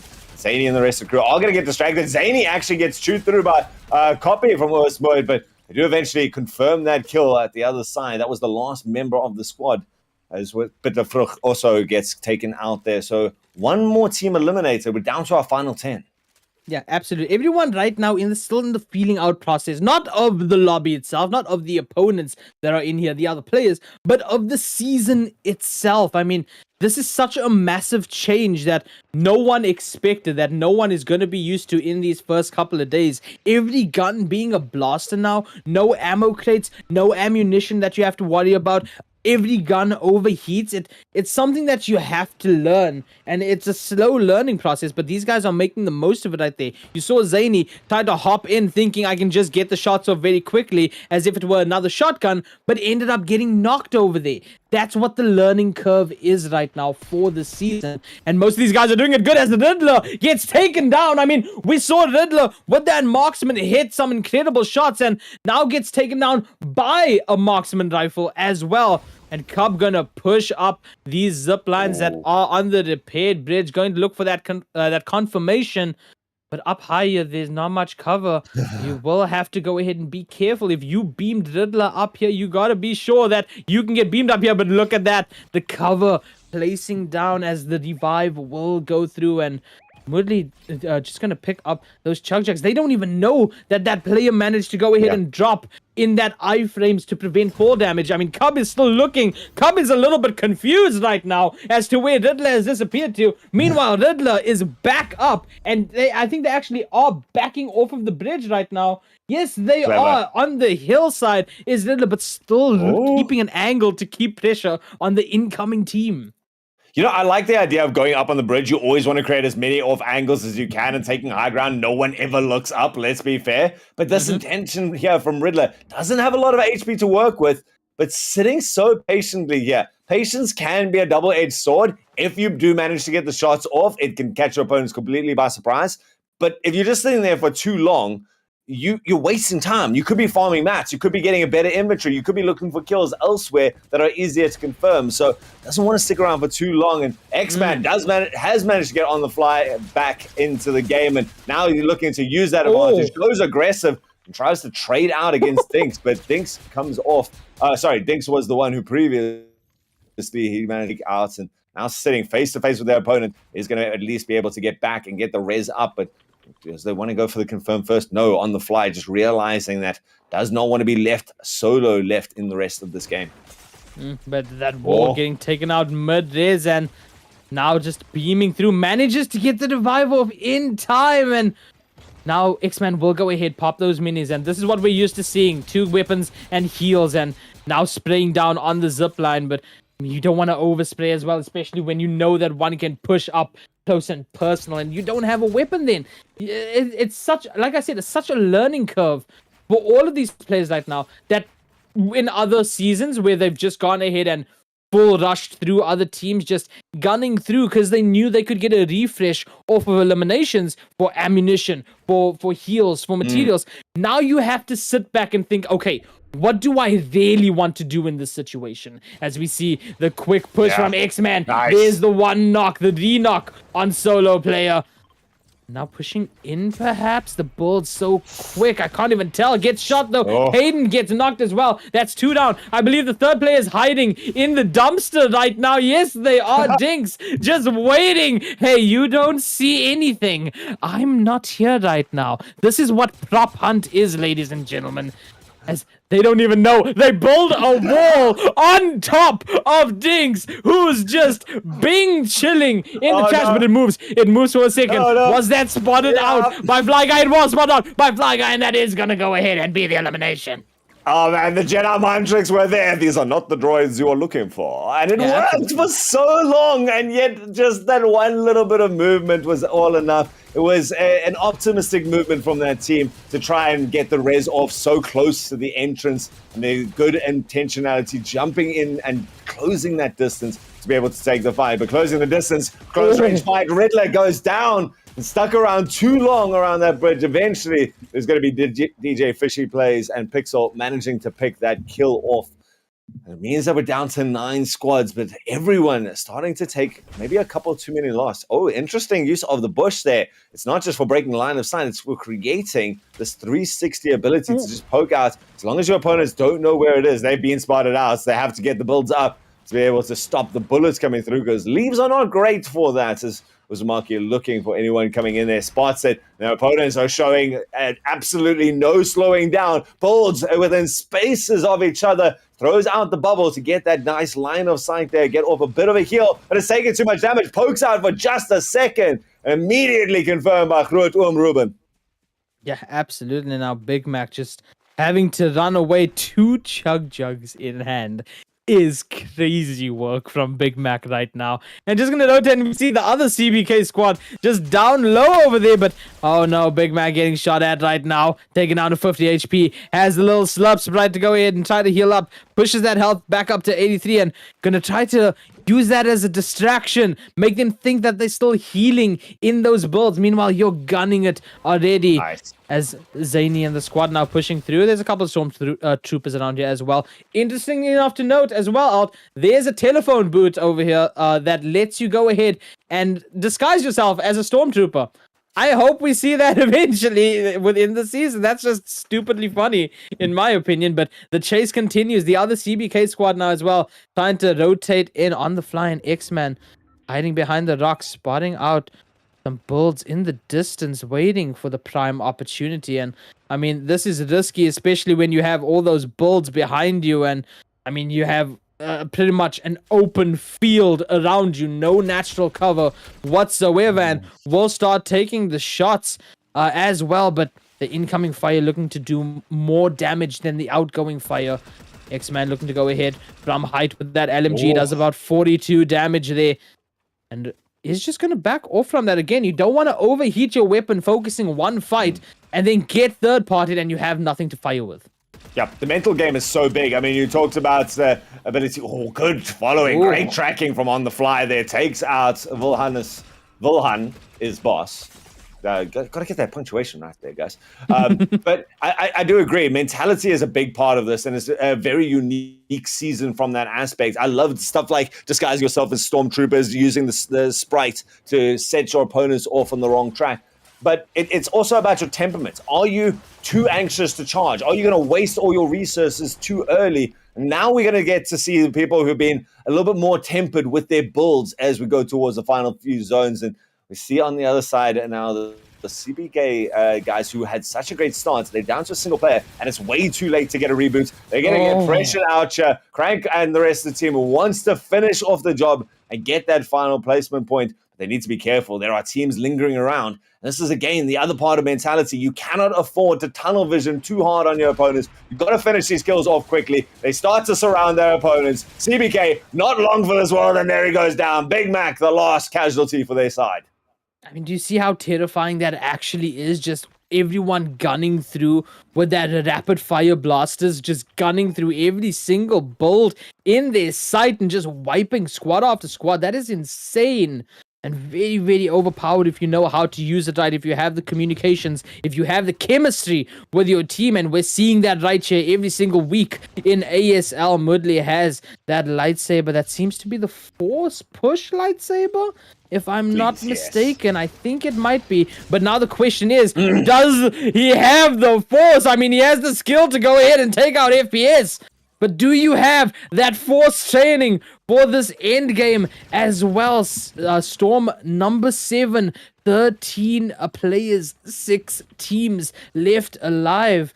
and 30 seconds on this zone moving right here by the geysers to go ahead and get that free rotation. There it is, Nice. a free launch pad just waiting for you right here, and they will get to that zone very, very quickly. But look at the builds over here in the zone already, Alt. I mean, we have our 12 players within here that do not want to go down. We have DJ Fishy who are looking to go ahead and get a second win of the day, perhaps, and further that lead that they have gotten. Remember, ladies and gentlemen, placement points and eliminations is what feeds into that leaderboard. And Mudley up high gets spotted out in the open. Cracked 80 HP left, no heals on him whatsoever. I mean, this is now being put in a dire situation over there for a second. CBK, the remaining CBK team, still duo right now, and Mudley ego peeking this with the DMR in hand. Slim Shady not hiding in those shadows from the blaster, and Mudley now pushing up close and personal, has that lightsaber in hand, but the Juice World skin gonna go ahead and counter knocks out nobody, but gets taken out in an epic lightsaber battle. Who would have thought we would see that in Fortnite out of all places, in ASL out of all places? Tank and the rest of the squad still alive on the low ground right now, trying to build up just a little bit, hiding amongst these also, Alton. I mean, at this point, look at the map. There's so much open field in this place, and we talk about the builds all the time. Throw right now on 30 builds remaining. This is where you have to go ahead and math out things perfectly. I mean, they're doing it pretty well. One player has 100 builds still left on them. And that gives them the advantage that they can still contest this high ground. And you can see Groot is the one who's going to be the one taking the shots. Drops down, does take a little bit of fall damage with that. Realizing that there's a team pushing up behind them, and Crank goes down. That's unfortunate right there. Finished off. It's X-Men, the solo player left. Still stacking up points. Not afraid to take the fights when their opponents are distracted. And takes down what could have been their favorites to win this. They've already got 11 frags to their name. They're going to now be reduced down to a duo. Their mats even starting to run out for them. There's another trio waiting round the corner. A couple of lightsabers still in hands, looking to turn this into an RPG. And when you don't have the rest of your weapons, or when your weapons are on those cooldowns, those are going to prove so good. We've seen them cut through your opponents, up to 150 damage on those. Not a lot of grenades coming out. I really still want to see something cute with that thermal imploder at the end there, or it could be critical to be able to remove your opponent's builds. But some sneaky plays just lingering around the outside. Chris Unreal and Sweeper left alive. Nobody gets taken out and eventually confirmed by Zany. So that team puts on another points, and the Sweeper side would love to get a couple more frags to their name to get more points. Only the single one for now. We head to the final four teams. There's 8 players left. And Chris has no shields, and that is going to go ahead and be a problem as he gets taken out. Sweeper trying to heal in the zone right now. It's a 10-tick, a very risky play out from the CBK up top. Height advantage. We know what they say about height in Star Wars, but unfortunately QM drops down, could not build over there, and that might be a fatal play, as now the beams coming out from FN Clip manages to crack one. The cones getting placed down, gonna go ahead and take that slap juice as well, but the thing is, no mobility, no lightsaber to go ahead and drop down safely. Still has to keep the high ground. If you get shot out over here, you're basically done. And that's what players are looking to do in our top 3 situation. 14 builds trying to waterfall down. Cones getting placed again. Up close and personal though. Has to edits through. Perfectly blocks every single shot, but now you're out of materials. Now you just got a gun for it. Use that shotgun, gets one knock on Groot. Tries to get the thirst on it to get that KP, but we are down to our top 2 teams within this, and I mean, it's going to be a tough one. I believe it's a 1v1. It is a 1v1. And it once again was DJ Fishy that was in that finals. But I mean, look at Zane's inventory. That's 7 medkits waiting for a heal off. 8 kills on Zany alone. I think that was a 17 kill game for them, as well as a victory royale. GG's. Wow, second game of Fortnite Open. Oh my goodness, what a way to end that. I was doubting for a couple of seconds, but my lack of faith was disturbing there for Zany, managing to pull it off. He had the numbers against him and still managed to come through. I mean, the medkits were like a desperate last resort, I think, like you say. Could have lasted in that heal off forever, but decided to go aggressive and finish it off with flair. Hits the shots, peeks over the top, and what a great ending for them. The placement points could not be better. 17 kills to stack up to that. They may have just shot at the top of our leaderboards, AR. Misa thinks that the leaderboards are gonna change right now, Alt, because that was one hell of a game. We saw a lot over there. I mean, the first game we saw the thermal grenades. We saw the introduction of the marksman rifles. That second game showed us so much more that we were talking about. We got to see that marksman rifles in play. We got to see the mythics in play, the SMG versions of it. We got to see the lightsaber battles go on. We got to see the force, Alt. And I was really hoping that Mudley over there had the force push and would use it, but I think picked up the lightsaber over there, because up against the Eminem skin and the Juice WRLD skin, that was the prime position to go ahead and use it. Like, in my opinion, that was it to go ahead and use the force. So I don't think that Mudley had the force over there. But I mean, GG's to Zany and the rest of the squad. We are getting that leaderboard up for you guys. We are getting all the math. But I feel like undoubtedly there's a change within the leaderboard right now. There has to be. You don't end up with that many points. I mean, it's fantastic. I think we've seen teams who get that that first position and the placement in back-to-back matches. That didn't happen this time, so it really does leave it all up in the air right now. I want to go back to those lightsabers for a second, just because what was very interesting to me, and we kind of touched on it earlier, so often Fortnite has been dictated not by the special event stuff. You know, they've been nice for a little bit of mobility here or there, but they've been kind of still relying on their gunplay, those old favorite guns, and I shotgun to finish it all, Hellfire shotguns or something like that. We got to see a lot more long range, but getting to see people, especially in those end zones, whipping out a lightsaber when you got 3 green weapons in your inventory, you're still in with a fighting chance. I mean, we saw Mudley poking out, taking 2 good DMR shots, and that was enough to push their opponent. If he had not been running into a full trio there, he would have won that duel. He would have won that duel. I have no doubt about it. But let's stop the theory crafting. We have our leaderboard up and ready to go. It gives us drumroll. AR. Yes, and Danke. It is. You know, Misa was right. The big change over there, as it is going to be Zany, No Game, and Dim as they take that first place. And I mean, with a fairly good lead as well, sitting on top with 145.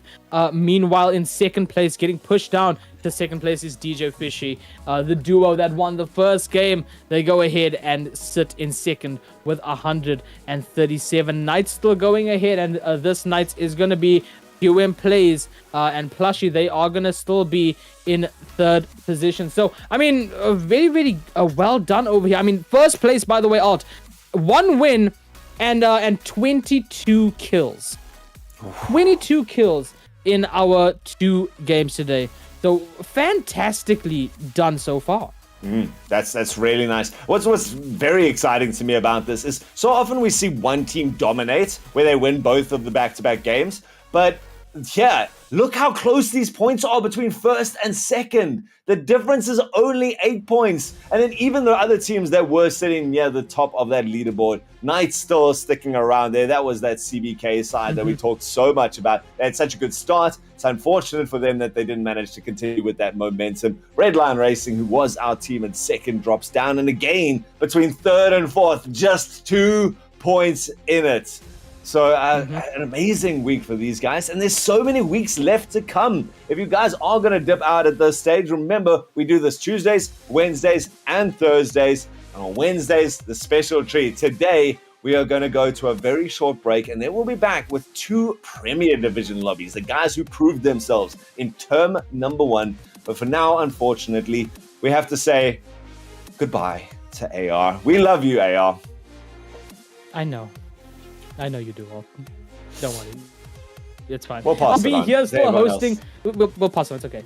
We will get the fantastic Naoto Mizuki in here as well to go ahead and cast out those Premier games. So y'all better not be touching that dial. We're still up here off the scale with it. All gas, no brakes with it. Yara mean. So we will be back after a short break with those Premier games for all of you guys. Don't touch that dial.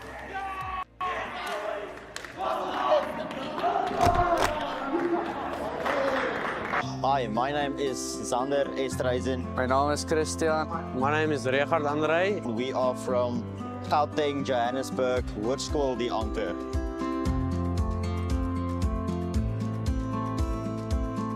The games are definitely challenging. We have a lot of different players with different skills. They are very good. Some of them are poor at the game, but it's very challenging. I say it's hard, difficult.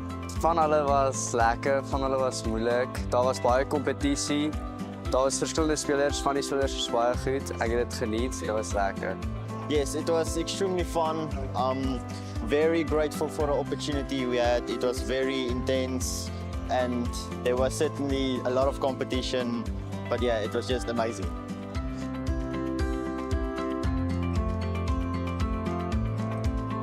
Yes, this is our first LAN experience ever, so we are extremely grateful for the opportunity.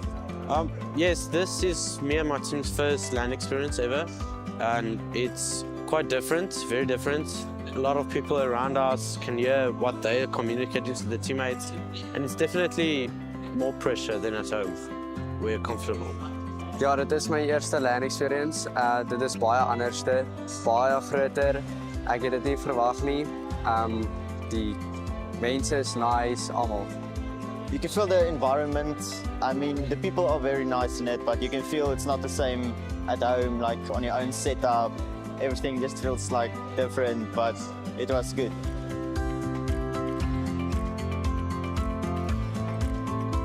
Ons het saam in creative geoefen, ons het Zonewars teen mekaar gespeel. Ek en my span het in 'n trios gaming gegaan. Ons het ons strats uitgewerk en ja. At home, we play together a lot. Creative mode, public games against other people, just making sure we know what we have to do as a team. I definitely did do some mentality stuff. I've motivated myself, and that's how I played.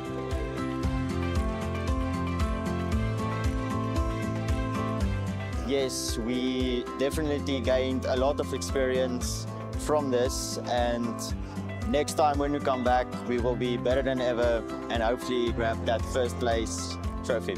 Ons het baie goeters geleer om saam te speel, nuwe strats, waar om te land. Dit was baie lekker. Ons het dit geniet, ja. Yes, I learned that I doubted my opponents. I thought that I was this guy placing first, but no. Yeah, I learned that I should not be cocky, lower my ego, and definitely train harder, play more.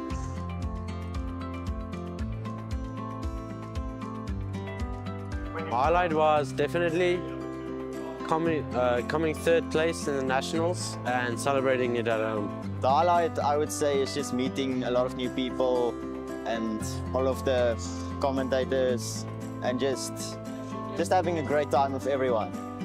Dat ons derde kon gekom het in die ASL.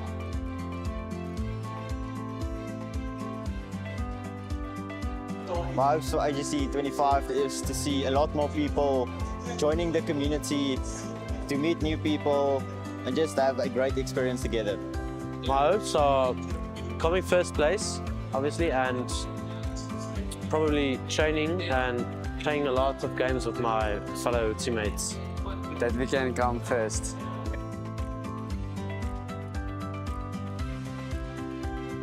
Thank you all for your support, and thank you to you all that doubted us. Sterkte, daai kant, almal kan dit doen as julle julle harte in dit sit. From my school, I would say we tried our best. We were extremely grateful. We were chosen for this opportunity, and we did our best. And next year, we will certainly come back and be on top.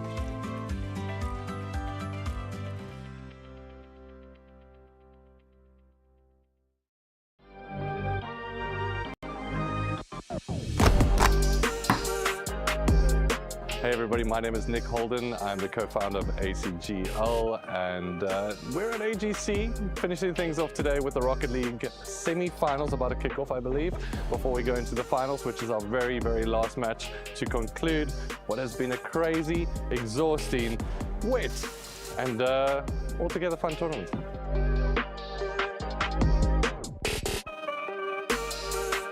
Ooh, that is a tough one, but There's a couple of things. So just being able to see some of the school learners in Rocket League as well as Fortnite. They were so excited to be able to see some of their heroes. That was very exciting, but also for them to be able to show some of their skills. For me, the school stands out because that's always kind of where the heart is in terms of being able to see the next future stars. I gotta say, our graphic designer has been killing it in terms of some of the posters as well. It's been cool to be able to see that. And honestly, this is a cool event just because our team comes together and we don't always get that opportunity, and just being able to be together has been also amazing. So altogether, there's been a lot of stories. I can't really just pick one.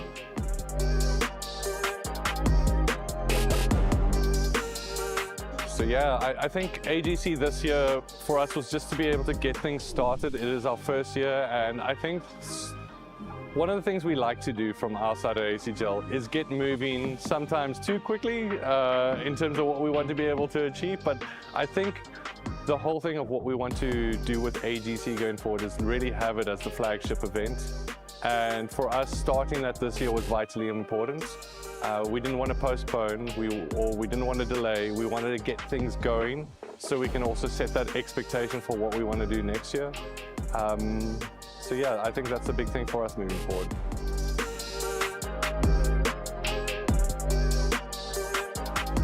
So when it comes down to putting together our first event, any first event, it doesn't have a precedent to be able to set itself on. So you kind of just have to trust ACGL, and I really just want to thank all of our partners, the sponsors, the spectators, the participants, and everyone involved for just trusting us in terms of this process to be able to get it going. There's players that have traveled from afar. There's sponsors that essentially got in just because they said, well, we said, hey, this is something you should get involved with. And that trust means a lot to us as a company. It means that we've also been living up to some of our previous promises, and we just want to keep on doing that as a company. So just a big thank you to everybody involved, and we can't wait for the next one.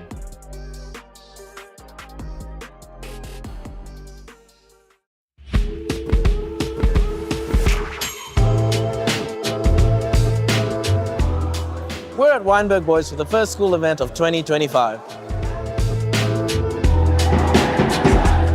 We saw a massive increase in participating schools and students in 2024. This year, we're only planning on going up. One of our goals this year is accessibility. And we'll be looking at fine-tuning our lands to make them more accessible, and also looking at more avenues where we can have underprivileged schools without equipment being able to compete. We also have some really nice educational features coming onto the website. But for now, it's a secret.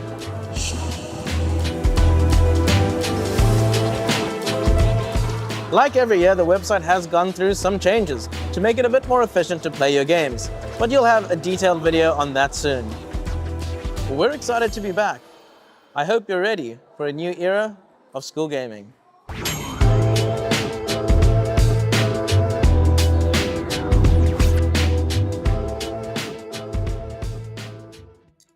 We covered the original trilogy earlier for the Open Division. Now it's time to head to the prequel trilogy. We've got a whole new cast here. Myself, Ultrasm, returning once more, and joining my ranks is the Darth Sam Nayori Mizuki. How are you doing, friend? Brother. Oh, what have I stepped into today? Hello, everyone. If you, like me, are not the biggest Star Wars fan in the world, then we could all dogpile on Alt about the fact that it was only 2 games, not a trilogy, and we now have another 2 games, not a trilogy. But I'm really looking forward to these games. Because, of course, this is our Premier Division. You mentioned it, obviously, before the break, but these are the teams that kind of staked their claim, made their mark, and fought their way up to the very best of the best in the Schools Division. And here they are, fighting it out once again against one another. And we've had some really intense action with some of these schools over the last few weeks. Obviously, it's been a little bit hot and cold and intermittent with all the holidays we've been having. I'm so jealous. But we have seen some great action on the days that we have been able to watch, and it's just going to get more and more intense. That's the best thing right now, Ari, is that we are only in week number 2 out of 8. We've gotten to see these guys adapting week by week to whatever patches are here. Unfortunately for you, we are stuck in Star Wars season for the rest of this. It is a mini season at least, so we should see some change towards the end of ASL Term 2.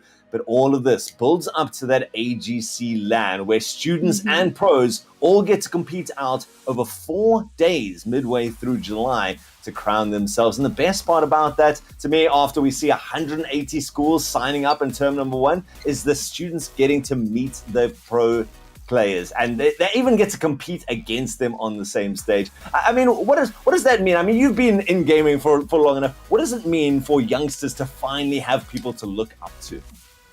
It's massive, and it goes beyond just being able to look up to. Having a role model in and of itself means everything. To have someone to look up to aspire towards, someone who you can look at and think, they've done it, I can do it too. They started out just like me and look where they are now. It's such a huge motivating factor. But to then have the opportunity to meet that person. They tell you never meet your heroes. I'll be honest, I've met 2 of my heroes.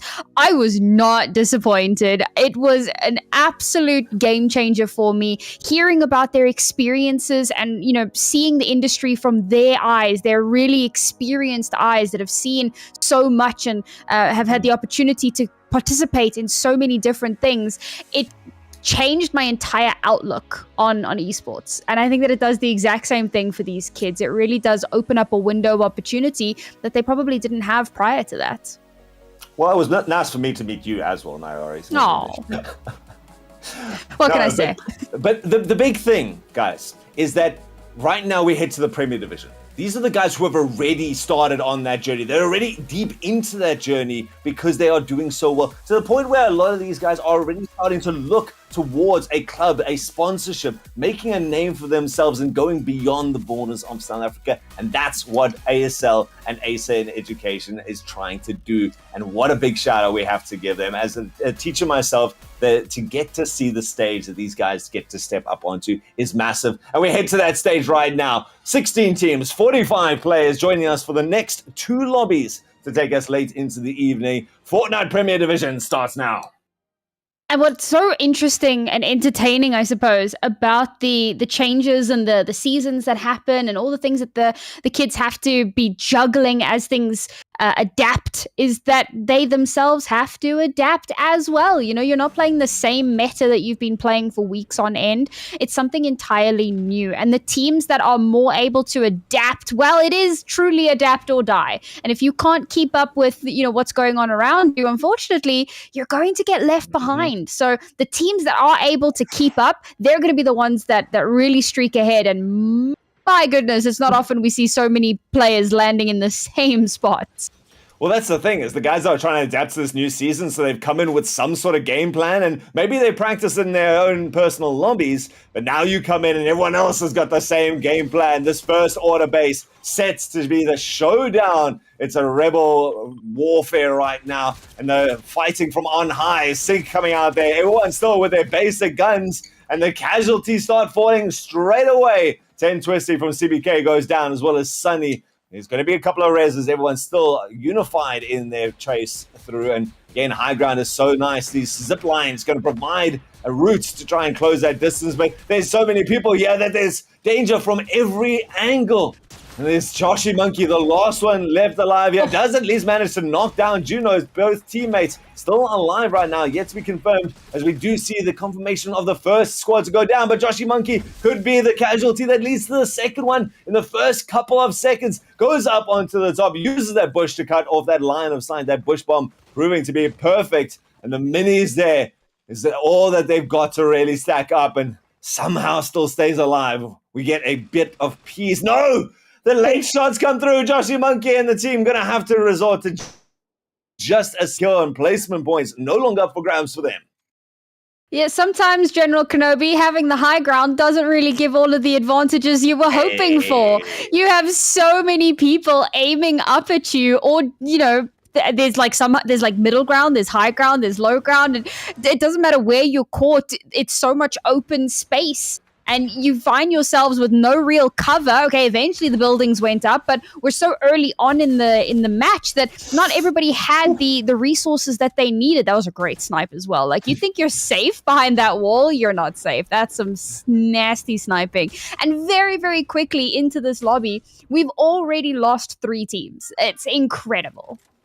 I like that you pointed out the sniper there, because that has been one of the things that's been so exciting to watch. The reintroduction of these extreme long-range weapons, people being able to do 126 damage to the head. We even got to see a mythic variety of 134 damage if you get your shots right, and people know how to use them here. You get to see Zadie and the crew returning now. They were present in the open lobby, but you can see the difference in quality immediately executed here by Hitman and Josh from the other side. And I mean, that's going to be a nice way for them to start stacking up their inventory. So certainly the pace picks up a lot, and the diversity of weapons. Again, if you guys have only just joined us and you missed the open games, there has been such a big change to the dynamics of this, where all of the old favorite weapons that people have relied on for so long are out, and we're into a blaster meta where ammo is no longer a thing, and instead you have to balance this heat bars on your guns. Mm-hmm. Adds a really interesting dynamic to it, because of course you can really stockpile weaponry and do a little bit of quick swapping, but there is, as you say, that factor of needing to balance that out, making sure that it doesn't overheat and you're left in a position that you're going to struggle to bounce back from. So it's a way of playing that our players definitely are not super used to. So again, forcing you to have to be able to adapt and think on your feet, do crazy things on the fly, and hopefully maintain some sort of advantage. Now, we've lost a lot of players early on, as mentioned, and that does mean that there's a lot of opportunity here for some of our other teams to lay low for a little bit. There's space that you can hold on to. We're still, very early on in the zones closing as well, so you're not corralled or forced to have to move into a particular area. You can, in fact, go for a slightly safer play and perhaps play for some positioning later on, or hope that the rest of the squad, or the rest of the lobby rather, kind of wipes each other out. Oh, that was a great knock. I thought that last one missed. Not when it comes to Premier Division, right? These guys have got such a good understanding. Again, these are brand new weapons. They've had them for like a week, and yet you're still hitting shots like that. That is pure mechanics and years of training and so much competitive experience that these guys are bringing here. Clickslayer and the rest of this Ronderbush side, a team that we've seen year after year. And like you say, this is one of the most full lobbies. So you would expect them to try and spread out a little bit, realizing that there's going to be danger constantly. And yet they're still forced into these tight engagements. And I mean, it seems like nowhere is safe. Going to be hunted down. There is the Vexy player. And I mean, the rest of the squad now confirmed down to 11 squads. And when you're able to hit those snapshots from what feels like across the map, you just really go, okay, how do I even start to think about gaining my mats, gaining my meds that I need, keeping resources intact? So we see Kabibuka does have that red lightsaber. Going to be thinking that was an early push down towards Darth Vader. Jeez. Just blap, blap, blap, and already so much chip damage done here. And absolutely no fear. Going to push this as hard as he possibly can to try and get those kills, get that extra KP. Because, this is PRG. This is a team that we expect to come out of the lobby with insane KP.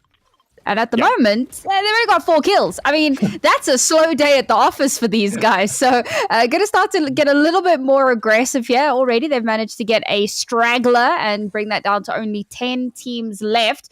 One team at least should have a deficit here because normally with 10 teams you'd have 30. Yeah, so one team missing one player. But thankfully that's not too crazy. The fact that most of our squads are still full is a good sign, but already another altercation. As mentioned, PRG absolutely no chill. They'll go ahead and just about wipe out another squad, get themselves back up, feeling so confident in this lobby.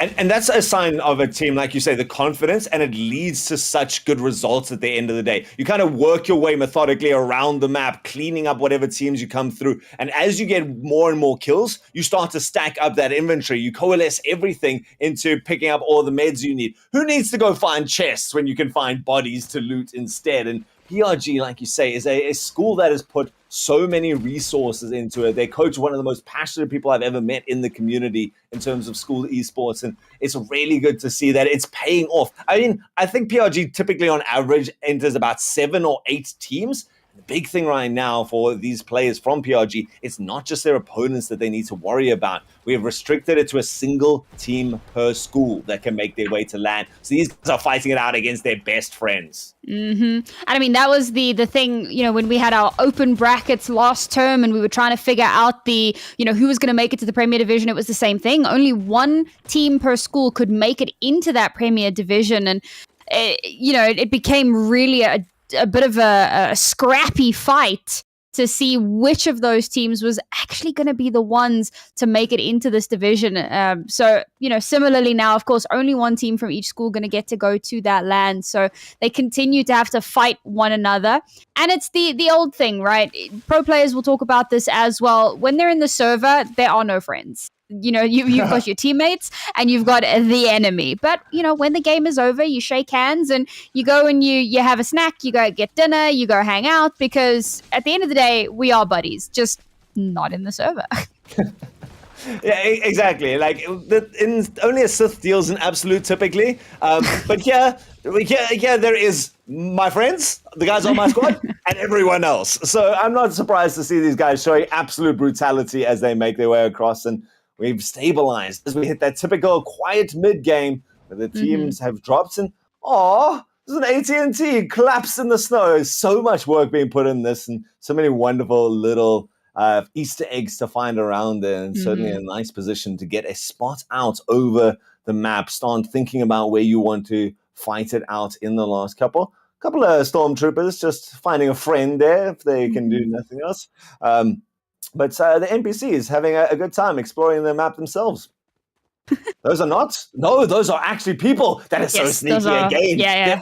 There are stormtroopers scattered around here, so people typically don't want to pick that fight unless they're looking for the loot. So some hesitation can come out, but not with Josh and the rest of the squad. They are training their sights, and there go the blasters, fired from a distance.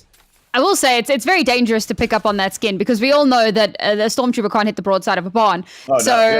Unfortunately, you rock that skin, you give yourself a little bit of a potential disadvantage here, because the universe knows when you put that outfit on, that's how that's going to go. And we'll find out now if that is the case, because it looks like there's an attempt to push spam straight through just before those walls can come up. So much damage done very, very quickly here.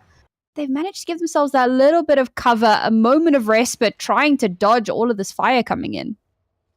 A moment seems to be all that they've got, though. Their opponents now surrounding them, taking the high ground on top of the buildings, can spot them trying to evacuate down the far side. They pick up a single kill out of that, and Knock goes down and going to force their opponents to just choose. Do they want to keep the retreat going, or do they want to come back and help out their buddy with the sight still trained so firmly on them? Love to see this from our more advanced players, this temperament, this ability to change up the tempo of how they take their engagement. They get one knock and they wait for their next opportunity, knowing that they got a man advantage. Now instead, their opponents turn their aggression on them, looking to invade that high ground. And Hitman does enough to dissuade them. We do love a little bit of a third-party scenario here. It's one of the best ways to take advantage when other teams are busy fighting. You snake in and steal away those victories. Well, you can't steal all the victories, but you can shut down the team that got those victories and give yourself a lot more room to work with. And see, this is the problem with the beamy weapon, is that you can, in fact, beam people down, which is exactly what we're seeing here. Just absolutely no quarter given. Man, I'm always so amazed at how well these kids aim. I know that it's I mean, this is what they do, right? And just because I'm bad at the game, I shouldn't assume everybody else is.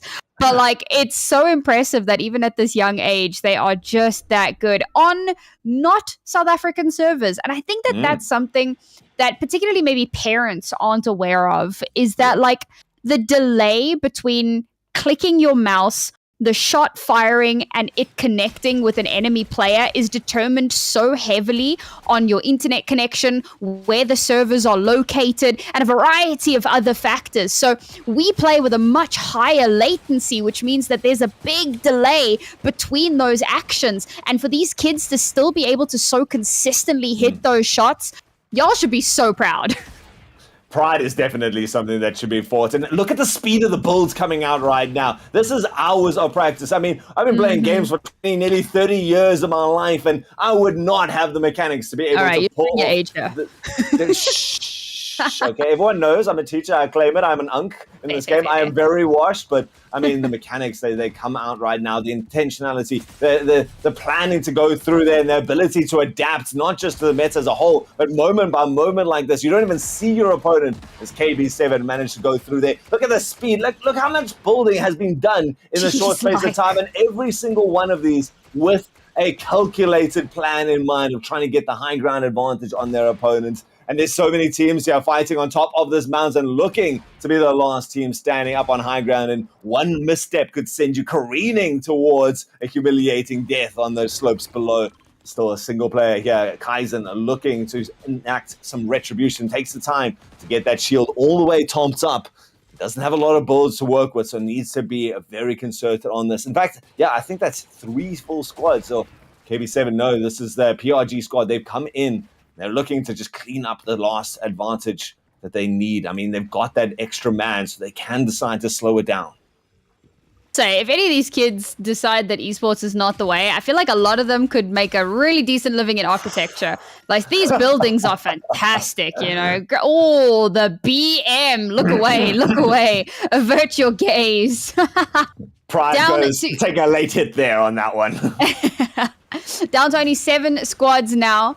And again, you know, PRG just not looking to slow down. They've gone up to 13 kills now. So they may have heard my little bit of criticism towards them earlier on, and they've really stepped up the pace, or picked up the pace rather, and are looking to just make absolute mincemeat of this competition. I mean, look at Cappy. He's not slowing down. He's not like, whatever, this dude's going to get away. I'll get him later.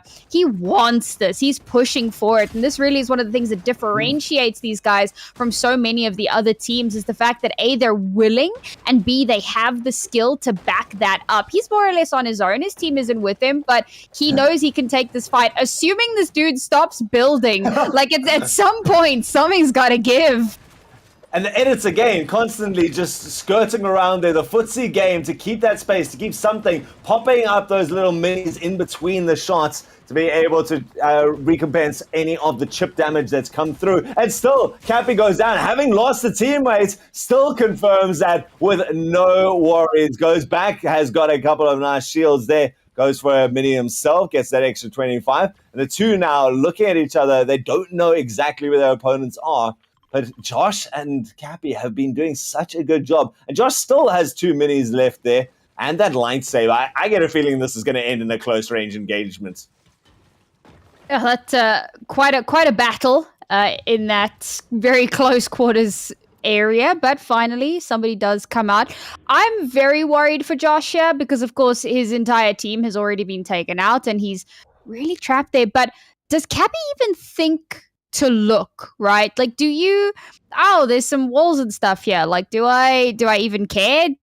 Can I just carry on? But he's still hovering around the area. So there's a part of me that thinks he knows, and they're lighting up. So it looks like he may have found that player. And yes, he is on to Josh, but perhaps Josh is on to him. Baits out the reboot there, looking to turn that advantage, and having the reboot card there means that your opponent is forced into a bit of action, trying to get some angles on each other there. As Josh does close the distance a little bit. This is now a personal fight. This is for pride at this stage. I mean, Cappy took this knowing his teammate was far away and has fallen into this. Now the two of them forced under even more pressure as the storm sweeps over them, and Josh looking to take down those builds, goes and takes the stairs above it. Still, the builds in the advantage. Remember, you cannot edit your opponent's builds. So Cappy has got this chance to go up and around, just get that new angle, takes a nice high ground look there, doesn't spot out their opponent, goes from a different side, just round and round the reboot van, this fight goes. Yeah, I was thinking it was a surprise passive positioning from Cappy Booker, but I think the fact that he's solo to go out in 7th place here would be unacceptable for a team like PRG. So I think that he's obviously decided, no, you know what, I'm gonna I'm not going to take this fight unnecessarily. You can actually see he's left this zone and is headed towards the next circle rather than try and fake or rather take an unnecessary fight, which is probably the right call to make. And of course, there's that revive coming through. The players are back and ready to take on the next challenge, whatever that may be. And if they catch Cappy escaping, well, perhaps we may see PRG going down early after all.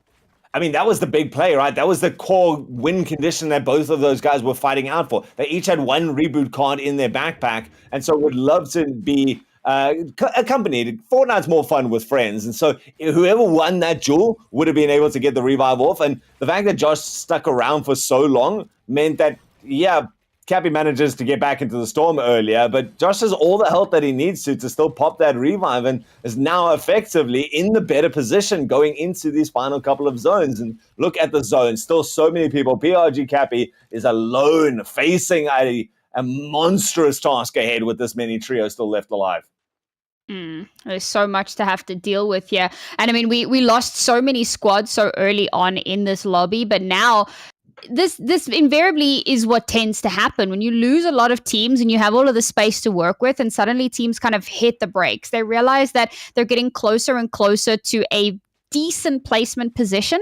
They don't want to overextend that and get caught out unnecessarily. So we see a lot more patient play here, a lot more pot shots being taken at range, but very few of those close engagements really kind of getting up close and personal in your face with it. We want to be safe as far as possible, but now the circle sweeping potentially becomes a problem, right? These guys trying to get themselves back into the zone, but there is another team here waiting for them to attempt to push in, and that could put them in a bit of danger.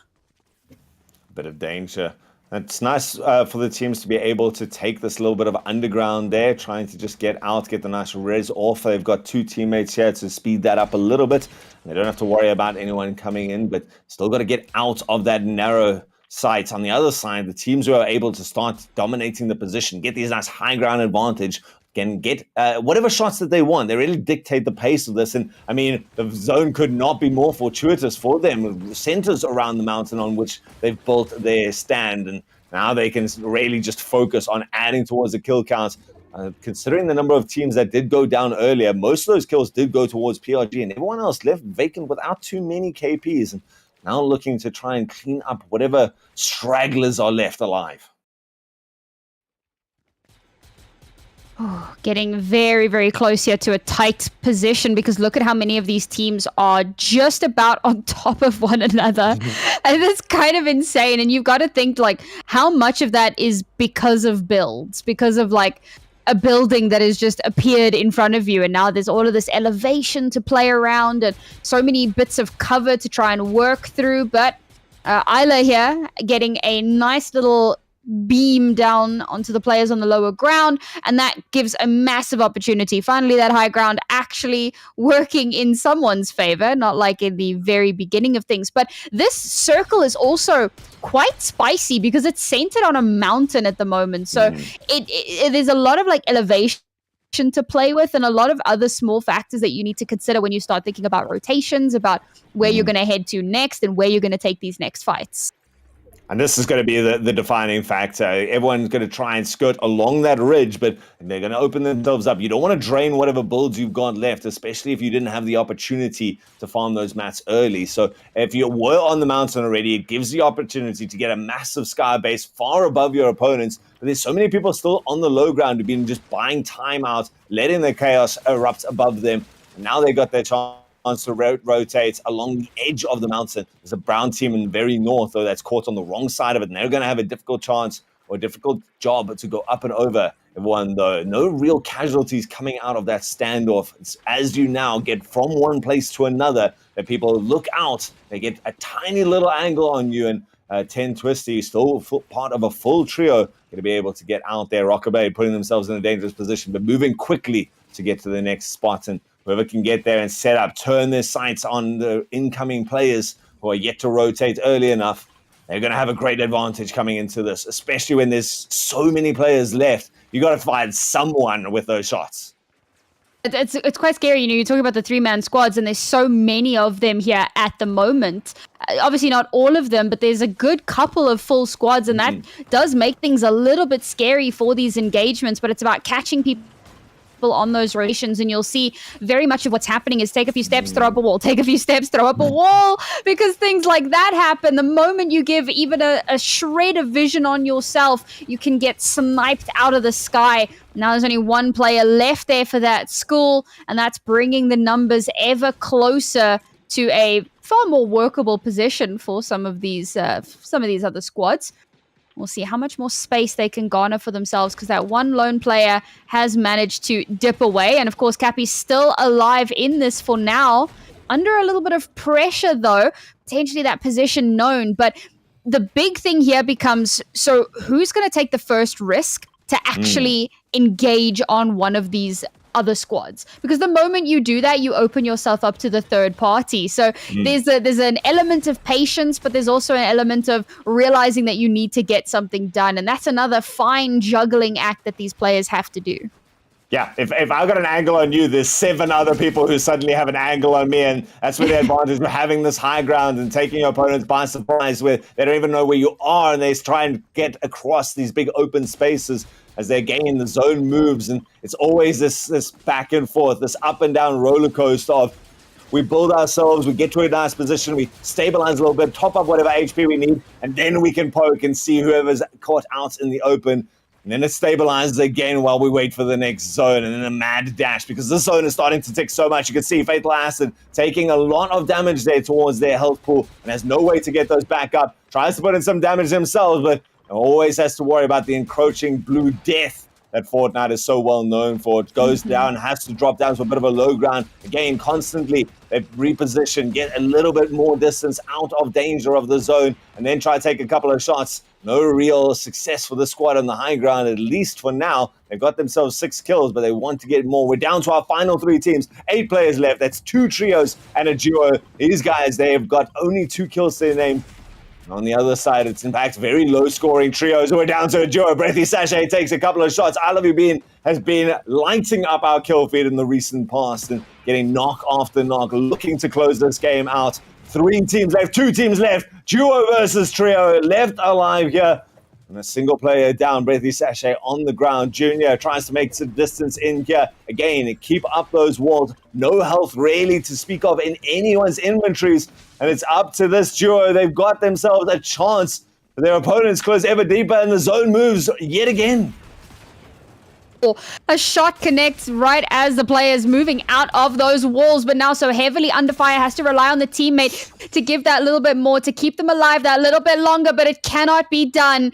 Absolutely clotheslined in the final moments, but TNE not able to survive with only the 2 players left alive. And there was a part of me that wondered if maybe they could make it happen, because they had just come across, a whole litter of abandoned utility and healing and so on from players that had gotten down all around, and they were able to kind of keep themselves up a little bit longer. And I thought, okay, well, they've got enough here, maybe they can. But 2 versus 3 is so difficult to make work, and unfortunately could not get the angles that they needed, could not isolate those duels, and ultimately, well, a well-deserved victory, and by a team that managed to keep all 3 players alive to the end of the lobby. That in and of itself is quite impressive. I mean, so often we get to see that, right? There's any team that comes through with those trios, that man advantage we so often speak about. And I love what you say. There's an abundance of stuff littered around you. There's no time to use any of that unless you're forced into a late game heal off. You've got to just deal what you've got. And that's why when you got 3 full health pools going into that, what was amazing to me at the end was seeing that there was almost no consistency in the kill feed. It was just a mad scramble. Whoever pops up in front of you, you took a shot at that and hoped your shots landed, because someone was going to be shooting at you half a second later. It was a mad scramble. No one was able to just fortify up some sort of solid base, and it really just came down to luck of the draw, luck of who fired first, to use one of our wonderful Star Wars quotes. And they ended up with quite a big difference at the end there in terms of placement points, considering how little formality, how little structure there was at the end.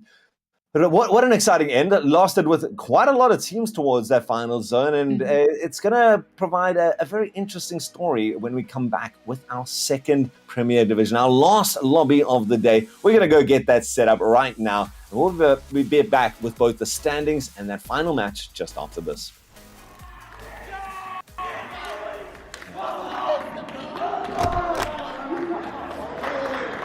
Hi, my name is Zander Estreisen. My naam is Christian. My name is Richard André. We are from Gauteng, Johannesburg, Hoërskool die Anker.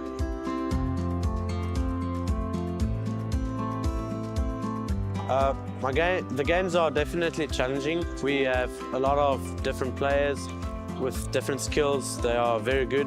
Some of them are poor at the game, but it's very challenging. I say it's hard, difficult. Van hulle was lekker, van hulle was moeilik. Daar was baie kompetisie.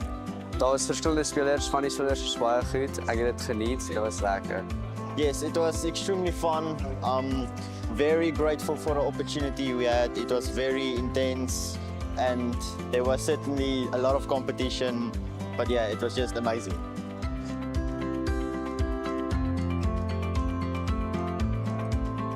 Yes, this is our first LAN experience ever, so we are extremely grateful for the opportunity. Yes, this is me and my team's first LAN experience ever, and it's quite different, very different. A lot of people around us can hear what they are communicating to the teammates, and it's definitely more pressure than at home. We're comfortable. Ja, dit is my eerste LAN experience. Dit is baie anderste, baie groter. Ek het dit nie verwag nie. Die mense is nice, almal. You can feel the environment. I mean, the people are very nice in it, but you can feel it's not the same at home, like on your own setup. Everything just feels like different, but it was good.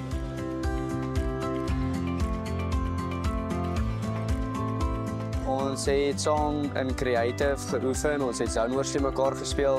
Ek en my span het in 'n trios gaming gegaan. Ons het ons strats uitgewerk en ja. At home, we play together a lot.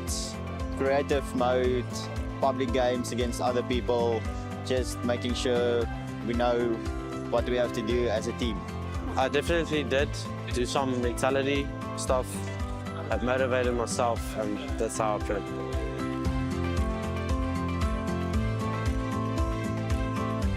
Yes, we definitely gained a lot of experience from this, and next time when we come back, we will be better than ever and hopefully grab that first place trophy. Ons het baie goeters geleer om saam te speel, nuwe strats, waar om te land. Dit was baie lekker. Ons het dit geniet, ja. Yes, I learned that I doubted my opponents. I thought that I was this guy placing first, but no. Yeah, I learned that I should not be cocky, lower my ego, and definitely train harder, play more.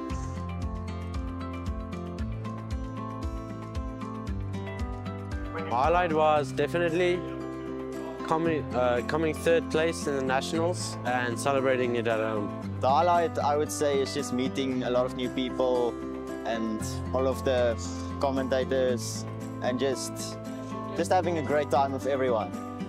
Dat ons derde kon gekom het in die ASL.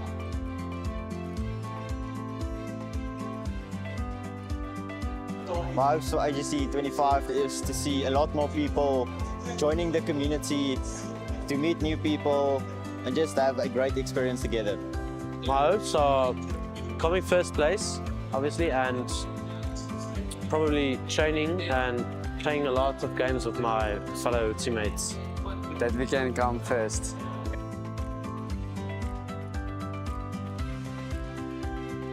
Thank you all for your support, and thank you to you all that doubted us. Sterkte, daai kant, almal kan dit doen as julle julle harte in dit sit. From my school, I would say we tried our best. We were extremely grateful. We were chosen for this opportunity, and we did our best. And next year, we will certainly come back and be on top.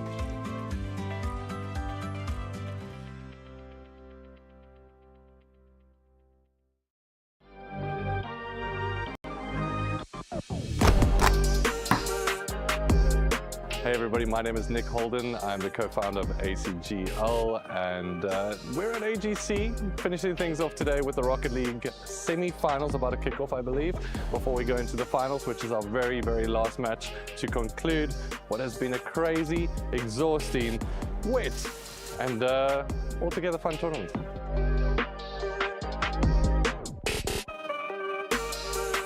Oh, that is a tough one, but there's a couple of things. So just being able to see some of the school learners in Rocket League as well as Fortnite, they were so excited to be able to see some of their heroes. That was very exciting, but also for them to be able to show some of their skills. For me, the school stands out because that's always kind of where the heart is in terms of being able to see the next future stars. I gotta say, our graphic designer has been killing it in terms of some of the posters as well. It's been cool to be able to see that. And honestly, this is a cool event just because our team comes together and we don't always get that opportunity. And just being able to be together has been also amazing. So altogether, there's been a lot of stories. I can't really just pick one.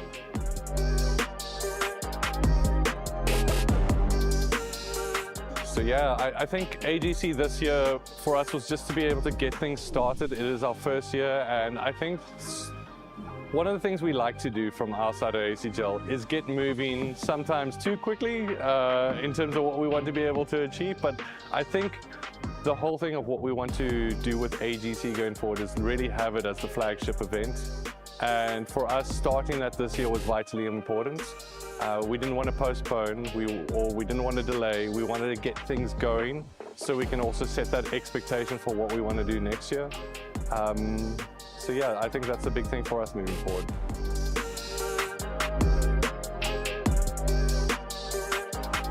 So when it comes down to putting together our first event, any first event, it doesn't have a precedent to be able to set itself on.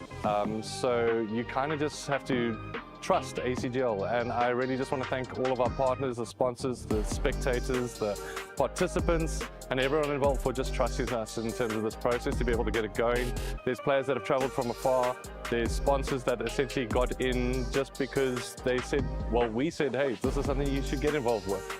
And that trust means a lot to us as a company. It means that we've also been living up to some of our previous promises, and we just want to keep on doing that as a company. So just a big thank you to everybody involved, and we can't wait for the next one.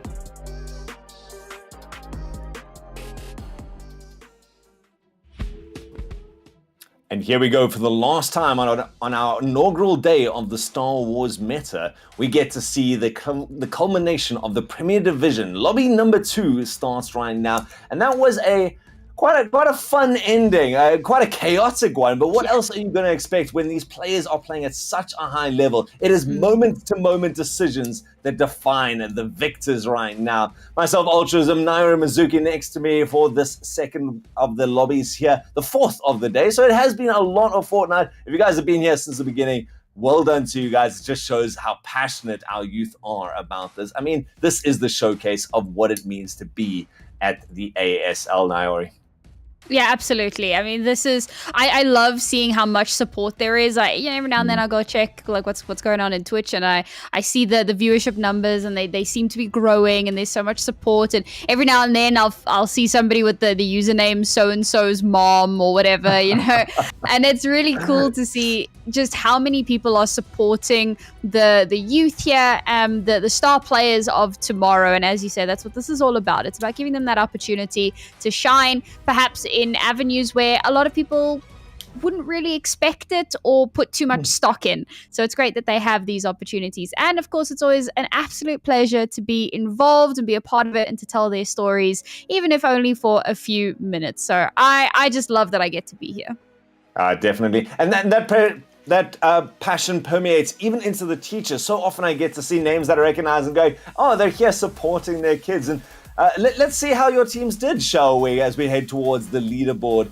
Again, so many teachers putting in time and effort and being so well rewarded as Glenwood managed to pull up. That was Kaiser's team. He was the one who clinched off that last kill in the last game. A total of 10 kills to their name combined with those positional points gave them a really nice lead at the end of it. PRG, after a fiery start, got a little overconfident, split themselves up, but still ended up with a good 13 kills in position number 5 to take spot number 2. And then Point High School just behind them, tied in fact with Teneo to get those 62 points. So very small margins coming out. And it means that as we head towards this last lobby, it really still is anyone's game. You got to think that 10 kills in a first position was what got you to this point. That's not insurmountable. And I think what's also, you're just pointing that out. 10 kills for Glenwood is what, and of course a little bit of positioning that goes a long way as well. But it is ultimately one of the things that pips them over. But you talk about the importance of KP. We have to mention the fact that PRG, despite only getting 5th position in the lobby, 13 kills to their name means that they now sit in 2nd place. And that's why they play the way that they do. We kind of were looking at it, we're like, oh, maybe they were getting a little bit overconfident. Maybe they were, they were taking fights on different parts of the map, not really backing each other up as much. And they did get punished for it. But they got 2nd place, and it's not this insanely large margin that's insurmountable. One really good lobby, and they could actually snag that 1st place. So it has potentially set them up for later successes, and that is one of the things that you really do need to be keeping your mind on. And that's why we talk about that delicate balance between getting those kill points and getting placement as well. If you get 13 kills, but you get knocked out in 12th place, it's not really going to bode you as well as if you get yourself a 5th, 4th position. Sure, it's not perfect, but you can make up that deficit. Oh, completely. I mean, I like that mentality. You got to take fights on your terms. And so, sometimes it doesn't work out, but that's why we got 8 weeks of this to get your total tally of points out there. If you drop 1 or 2 lobbies, but it's also really nice to see the guys coming in with that mentality, and then they adapt when it doesn't go so well. We did see Cappy there. He was a solo player. He had to just abandon the fight against Josh and still just ratted it out, hung around the outskirts of the mountains. And they're going to get another chance coming in here. So keep an eye out for PRG, the rest of the squad. Glenwood doing very well. And I mean, PHS also coming in with a respectable 7 kills to their names. Everyone else rather quiet along the outside, turning into victims for these tidal waves of confident players right now as we head into the final map of the day. Oh, very exciting, because obviously we saw a lot of people converging on that first order base in the previous one. Now I'm very curious to see what our drops are going to look like in this one, because currently it doesn't look like too many squads are headed that way. We're getting a little bit more of a spread this time around, perhaps because of just how that first one went and how crazy it got with so many squads so close to one another and causing so many problems. So you know what, why take that chance again? Rather play a little bit safer here. We can even see PRG opting to play a bit safer as well. Yes, they have managed to get a very early knock, but they're not, separating. They're not playing too crazy. They're still playing off of one another a lot better because, of course, as mentioned, they want to snag that top spot. 19 points or 20 points is what it will take to snag 1st place, but they've also got to make sure that Glenwood don't get too many points in this. So again, that delicate juggling act. I mean, at this stage, they don't know where Glenwood has dropped, so it's not something that you can really plan around. You just got to play your game coming into this, and the game is one full of confidence. They're taking a really nice start here, and is in fact one more player just lingering around this area that they can add to that already tally of 2. And what's really nice to see about a team that plays with a lot of pace behind them, don't play with pace and then stop once they got the confirmation kills. They loot so quickly after that and then carry that momentum, looking for their next target, trying to find an opportunity to go through there, leaving that one player there to deal with a one-on-one. Still, the Northeast is favored out there. This first order base is proving to be a popular drop spot. It was a much further distance from the path on the bus, and so not a lot of teams will want to make that extra track. But there's still enough players here to be a danger towards them. But you can understand why when the loot is there. One of the few places where you can pick up one of those new lightsabers and the associated force powers behind it is a tempting prospect for all. And I was talking about how teams aren't landing at first order base, but clearly, you know, get a little bit of early utility and weaponry in hand, and then we converge on the base. And now 3 teams, it looks like, are going to be fighting it out against one another. Not that same chaotic shenanigan that we had earlier with all these teams fighting on the low, middle, and high ground, trying to find some sort of an advantage, but a clear advantage here for one of our squads that has given themselves a much more elevated position. And now the others will have to try and find a way to sneak up close to negate a lot of those sight lines, to find a way to snag that loot away from these teams.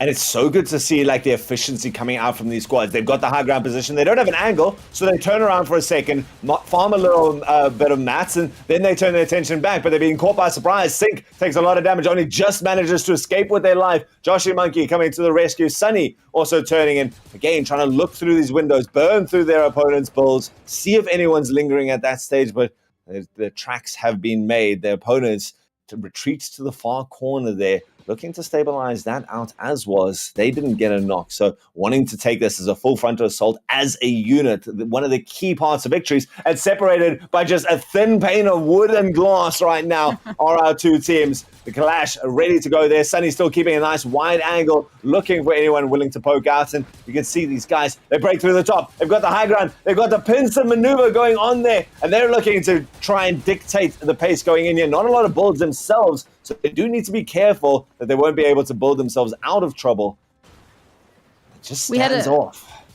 We had a great viewpoint there from our observer, and I was starting to wonder, like, when did Fortnite become a side-scroller adventure? Looked pretty darn cool, and it did give us a lot of that context that we needed in terms of where our players are positioned. And now you can see, well, very clearly our high ground team manages to get a lot of work done using so much to their advantage. They claim the first order base here, or I say that, it looks like there is actually another team nearby, so they're going to have to be careful to not get kind of third-partied and taken out right after they manage to loot the area. But we'll move our attention away because there's quite a few teams here on the northwestern quadrant where they've managed to run into one another, but it looks like there's rotations happening. So again, it's that circle sweeping, it's that trying to deny those easy rotations and catch players as they attempt to escape. And I'm wondering who it is that's chasing. Oh, it is PRG, obviously. I should get the character that we're looking at, and that would have given me the information that I wanted. Yes, obviously it's PRG, and they are chasing one lone straggler, because of course they are.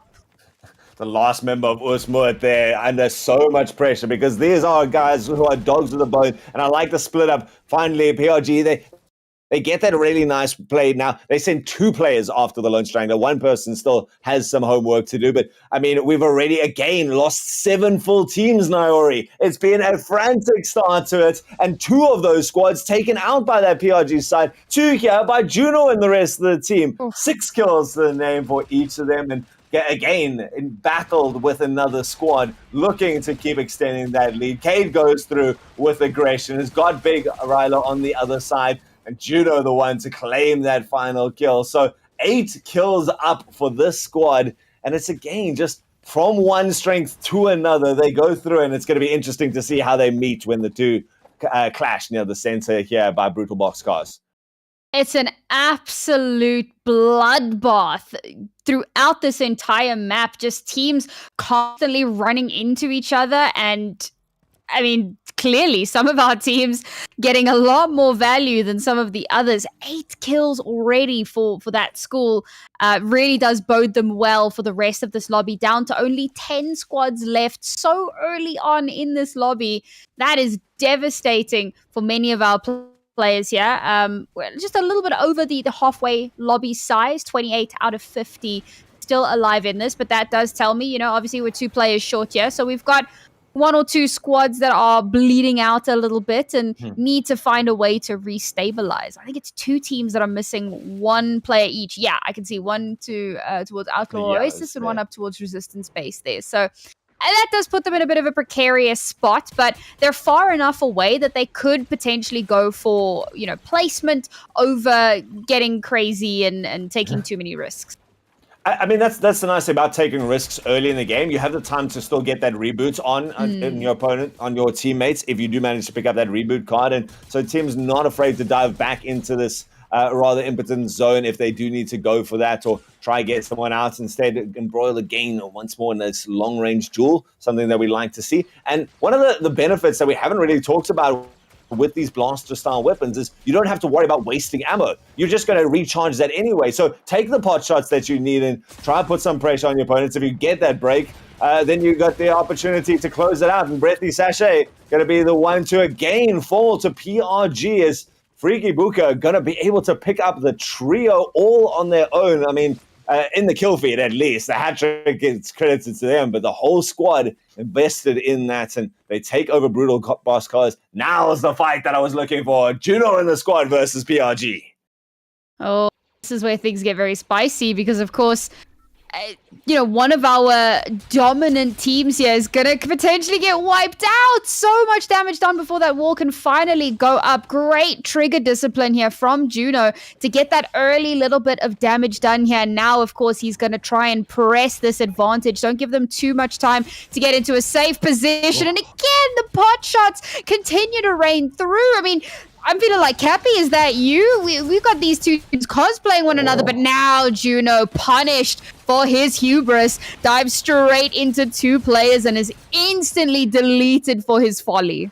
Yep, that's the temptation that comes with that lightsaber. It can do good damage, but you're putting yourself in harm's way. Goes full psycho mode.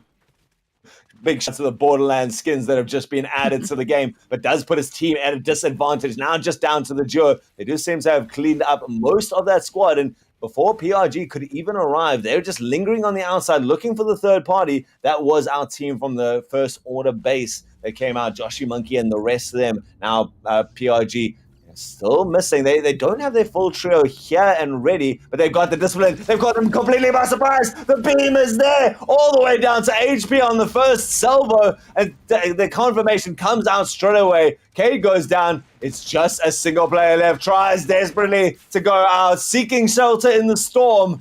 But needs to worry about how much HP you've got left. PRG is not going to be giving this away, and they dive straight down into that, looking for those bullets. It's a matter of time. The ticking time clock is all that separates us. It's got to be both survive the onslaught of your opponents and the damage from the storm. PRG, they're willing. They've got the numbers advantage to slow it down when they're not feeling confidence and heal themselves back up. You see Cappy now being able to pull that HP all the way up as Cappy Booker takes the time to get the damage in there. One more shot there. Cappy turns it to a close range encounter, burns to the opponent's build, sets it down, and Juno, the last living member of the team that had such good potential for the end game, falls to the wayside. And now I'd really so there's Kyle. So Glenwood are still in this lobby. And I was just wondering, are they still around? And yes, they actually are. And, that doesn't bode terribly well here for our PRG lads. But I am curious as to what the kill count looks like for Glenwood, because, of course, they had a fantastic first lobby and, more KP added to a strong positioning would put them near out of reach for PRG, at the very least for today, right? Because then the day ends and you don't really have many opportunities after that. So I think it's important here for PRG to, if they want to regain that top spot, as they certainly feel that they deserve to have, they're going to want to try and take that squad out. Already now at 7 teams left. And this is more or less where things calmed down in the previous lobby, and I'm expecting somewhat similar here. Yes, we do have a little bit of an engagement happening here, but I think that's more happenstance, there's some players, let's shoot them, and less so of, going on those hunts and trying to end up in those engagements, because now teams getting so close to the really good placement points, this is where they start to get patient. Yeah, I don't know if Glenwood can really afford to, because that's who we're on board with right now, can really afford to. They don't have great inventories behind them, and they would love to be able to claim some loot from their opponents, just a single orange out of the 3 of them. And with only 1 kill to their name, I mean, they were 3 kills behind PRG in the previous one. With only 7 teams left, it's almost a guarantee that PRG is going to be able to last out to that 5 position at least. They do pick up a nice knock going down there on FNCS champion. We'll confirm that afterwards. So confirm at least one more point, but they need to close this kill deficit between the two teams. They want to hold on to that top spot, because right now, even if they pick up first spot, I think PRG takes this. So it really adds to a nice, interesting end game. Yeah. Unfortunate for Glenwood that they haven't managed to really get any kills in this lobby. And I think that, you know, there's a moment where you put too much emphasis on being careful. So in the previous lobby, I mean, they were in it to win it. We saw it. They were really getting involved in so many of those fights. Now they're like, all right, cool. Let's chill for a bit. We've got a really strong lead. We don't have to be hyper aggressive. We can just, you know, chill a little bit.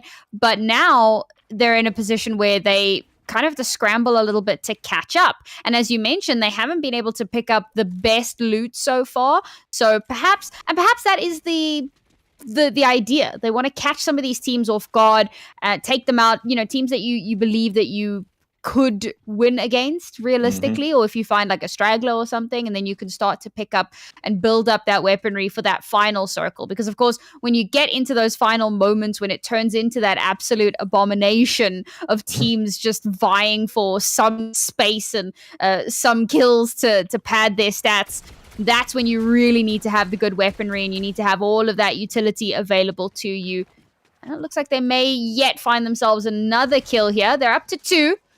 And they seem to be in an engagement already, one where they appear to have an advantage, but so many builds now making things a little bit difficult for their opponent while still managing to survive despite that.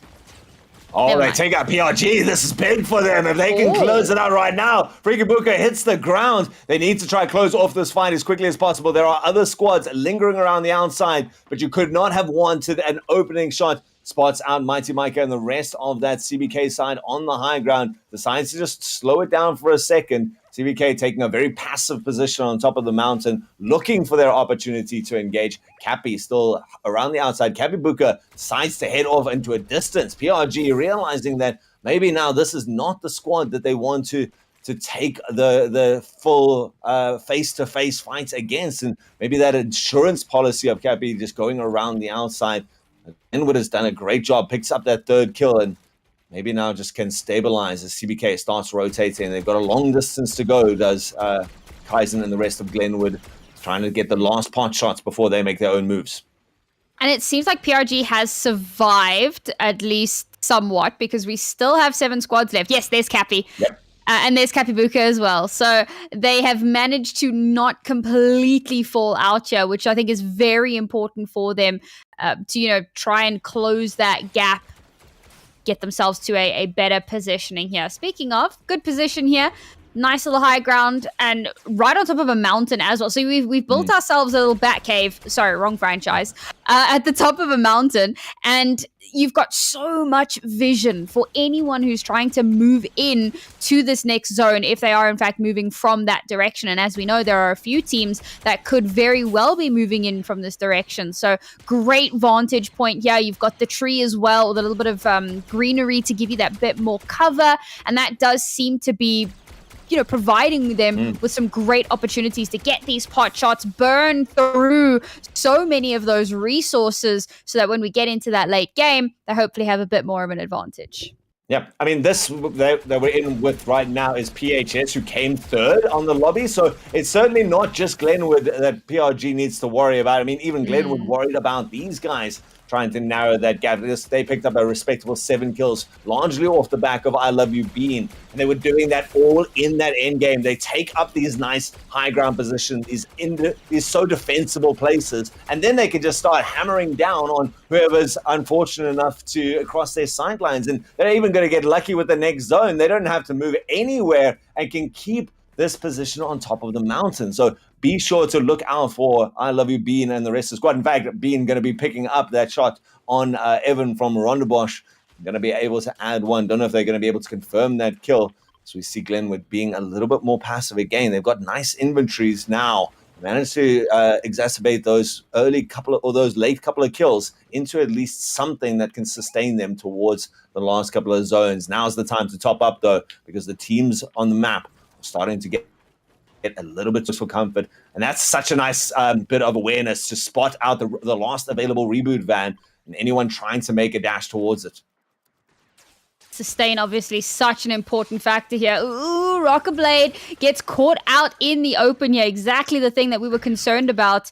And of course, burning through some of those resources. And that's not the position you want to be in as you get closer and closer to the end of this lobby. But I said it, right? You get to 7 teams, that's where everyone hits the brakes. We're still on 7 teams. And I suppose it's a little bit of, you clearing out the chaff, so to speak. You get out the teams that you think are the easier ones to contend against, fair enough.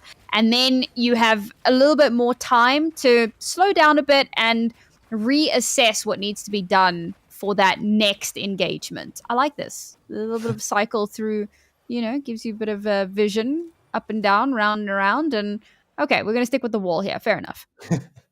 Fat Ape doing a smart move here. Is obviously taking a lot of storm damage right now, but has got enough resources and meds in the backpack to be able to heal that off. But just prioritizing positional points. Lost their duo partner and leaving these trios now to try to thin the herd, as you say.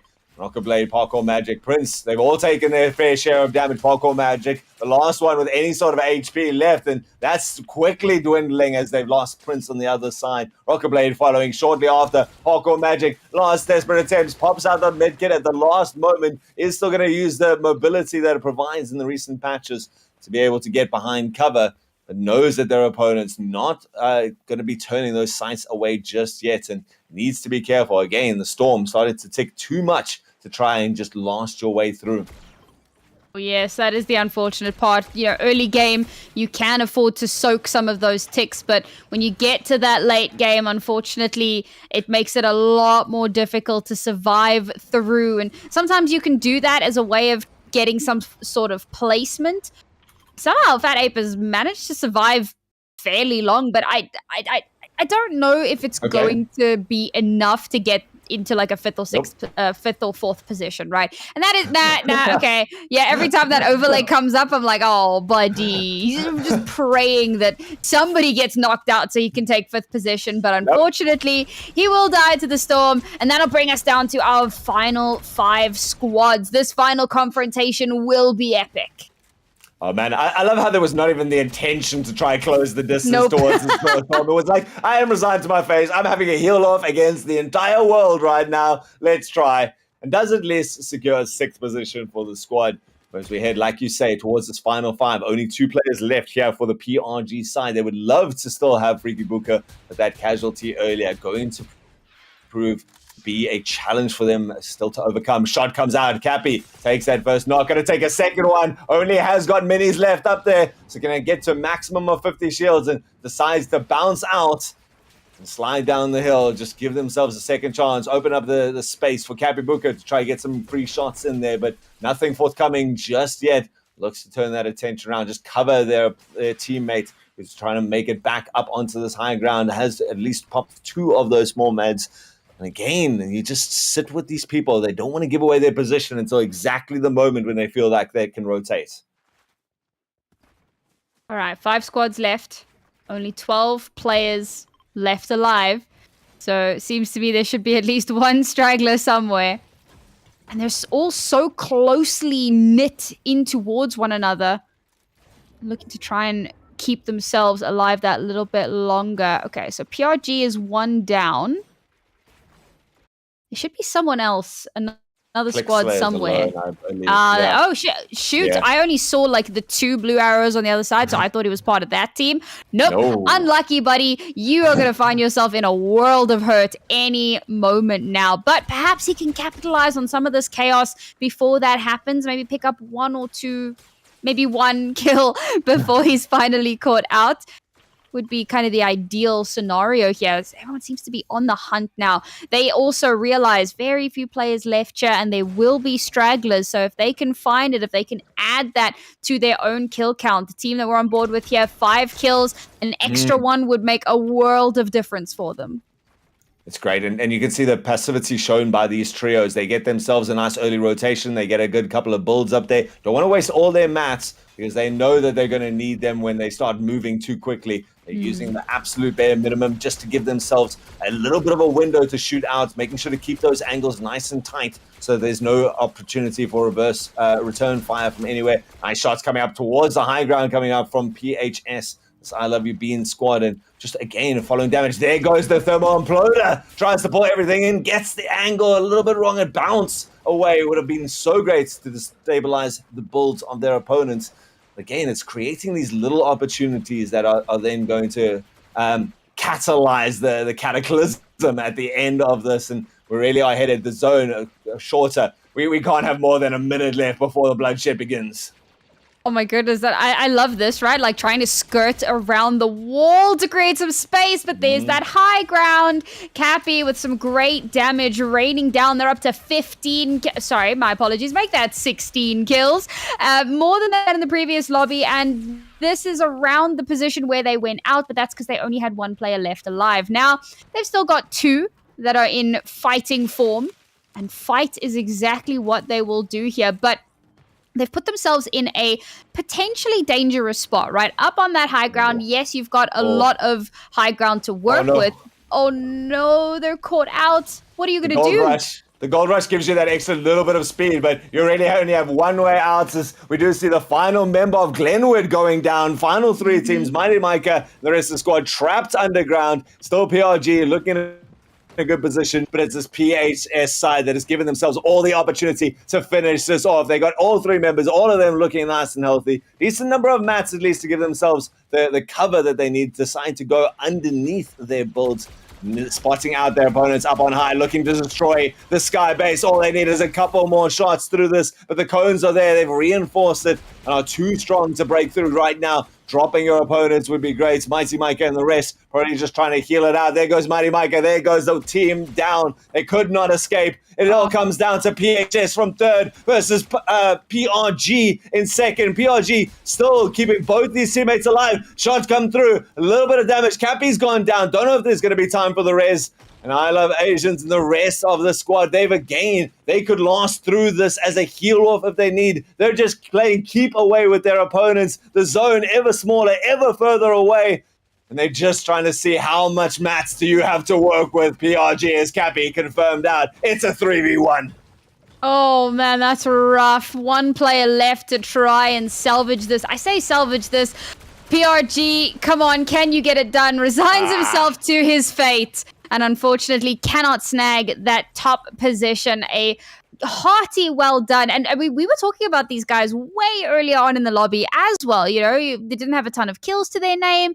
They were playing a lot more safe. They weren't taking a lot of like early fights. And it works out for them. They managed to get all the way into that final, you know, confrontation with all three of their players still standing. They allowed a lot of these teams to take each other out, which is one of the best ways that you can do it. No, they don't rake up massive amounts of KP. Yes, they did get a fair amount, but not the amount that PRG had. So I think realistically, we're looking at PRG taking that first place just because they had so many kills plus second place position. Glenwood went out, I believe, in fourth, so still decent. But the last time we checked in with them, they didn't have as many kills as they'd had in that previous lobby. So this could be where PRG overtake. And despite the victory royale here, I don't think that that's going to push them up into that top spot. So, but still a valiant effort. And of course, all of it adds up and counts towards your final score at the end of the term. Yeah, it's like you say, consistency is really the name of the game. And the fact that we got to see the teams that were in the top three of our lobby number one, again making a presence to that top podium positions, is a sign that these guys are so calculated in the way they approach the game. They're able to go through, yeah, you don't get as many kills. Maybe you just didn't come across as many teams. Maybe you need to reconsider. We're constantly getting to the end, but we need to be competing with the guys who are showing far more bloodthirst when they move across it. And PRG, like you say, they just are able to back up their positional play. Even if it's the second place, you make up the deficit in terms of the number of kills. So it's going to be a close end to the leaderboard. It's not one of those weeks where we end up seeing one team getting a 20 bomb and first place in 2 lobbies in a row. But I mean, it shows that these guys have an awareness. They've got an understanding of how the game is supposed to look. And everyone else just looking to find some sort of purchase end up being casualties along the way. So we do have those standings, not to keep you in suspense any longer. We're going to take a look there with almost no surprise. PRG there comes out the top with a nice 15-point lead. PHS, due to their victory in that last game, do manage to slide up just above GHS, 4 points the better. And again, a good couple of kills extra in this match gave them a good position towards it. But I mean, that top 3 kind of head and shoulders above everyone else that was in the contention. Yeah, I mean, color me surprised. I didn't think that PHS would manage to slide into second place, but they did. And with just a 4-point difference then, and bearing in mind, so they got 6 kills in the lobby and Glenwood got 3. So it really did come down to the minutiae of where those points do come from. So congratulations to PHS for managing to snag that second position, but what a resurgence from PRG. I mean, we said maybe they got a little bit too confident in that first lobby. They cleaned it up, and they made sure that come the second lobby, they were not going to be making those same mistakes again. And that will be them winning another day here in the Premier League for ASL Fortnite. A heartfelt congratulations to them. It's well deserved. I know we talk about them a lot, and people may start to think like, oh, come on, guys, why are you always talking about them? It is unfortunately the nature of being the best, is that people are going to talk about you, and that's what they are right now. And they show it time after time. I think they came second at LAN last year after Dunker, if I'm not mistaken. So, I mean, these guys do put in a lot of work. They've got a lot of teams behind them. They've got a big pool of players to select from, and then they train them up really well. So really nice from them. Mighty Micah and the rest of the Brackenfall squad was also there. They were the ones trying to heal desperately in the tunnels. They managed to go into the 4th position, names that we see time after time. So really well done. Again, very exciting Fortnite. One of the most one-sided endings that we got to see, especially considering lobby number 1. But it's understanding Fortnite starts from the moment that Battle Bus takes off. You've got to choose your landing spots. You've got to balance that risk versus reward. How passive do I need to be to get to the end game versus how aggressive do I need to be to pick up those kill points? And that's why it's structured this way. So we do hope that you've enjoyed this. It has been 4 lobbies here today, and we're not even done for the week. 2 more coming tomorrow as we return back to the open division. If you can't make that action, still plenty to come over the next 6 weeks. We have this all the way through April, May, and June. I think towards the beginning of June, we sort of wrap it up there as we prepare for those tickets from across the country for the best of the Schools League, the best of the Pro League to all meet up at that AGC LAN. But for myself, Altruism, Mayur Mizuki next to me, it has been an absolute pleasure to bring you all the action here today. I'm sure you've enjoyed it as much as we have. We hope you have a wonderful rest of the night. We'll see you tomorrow.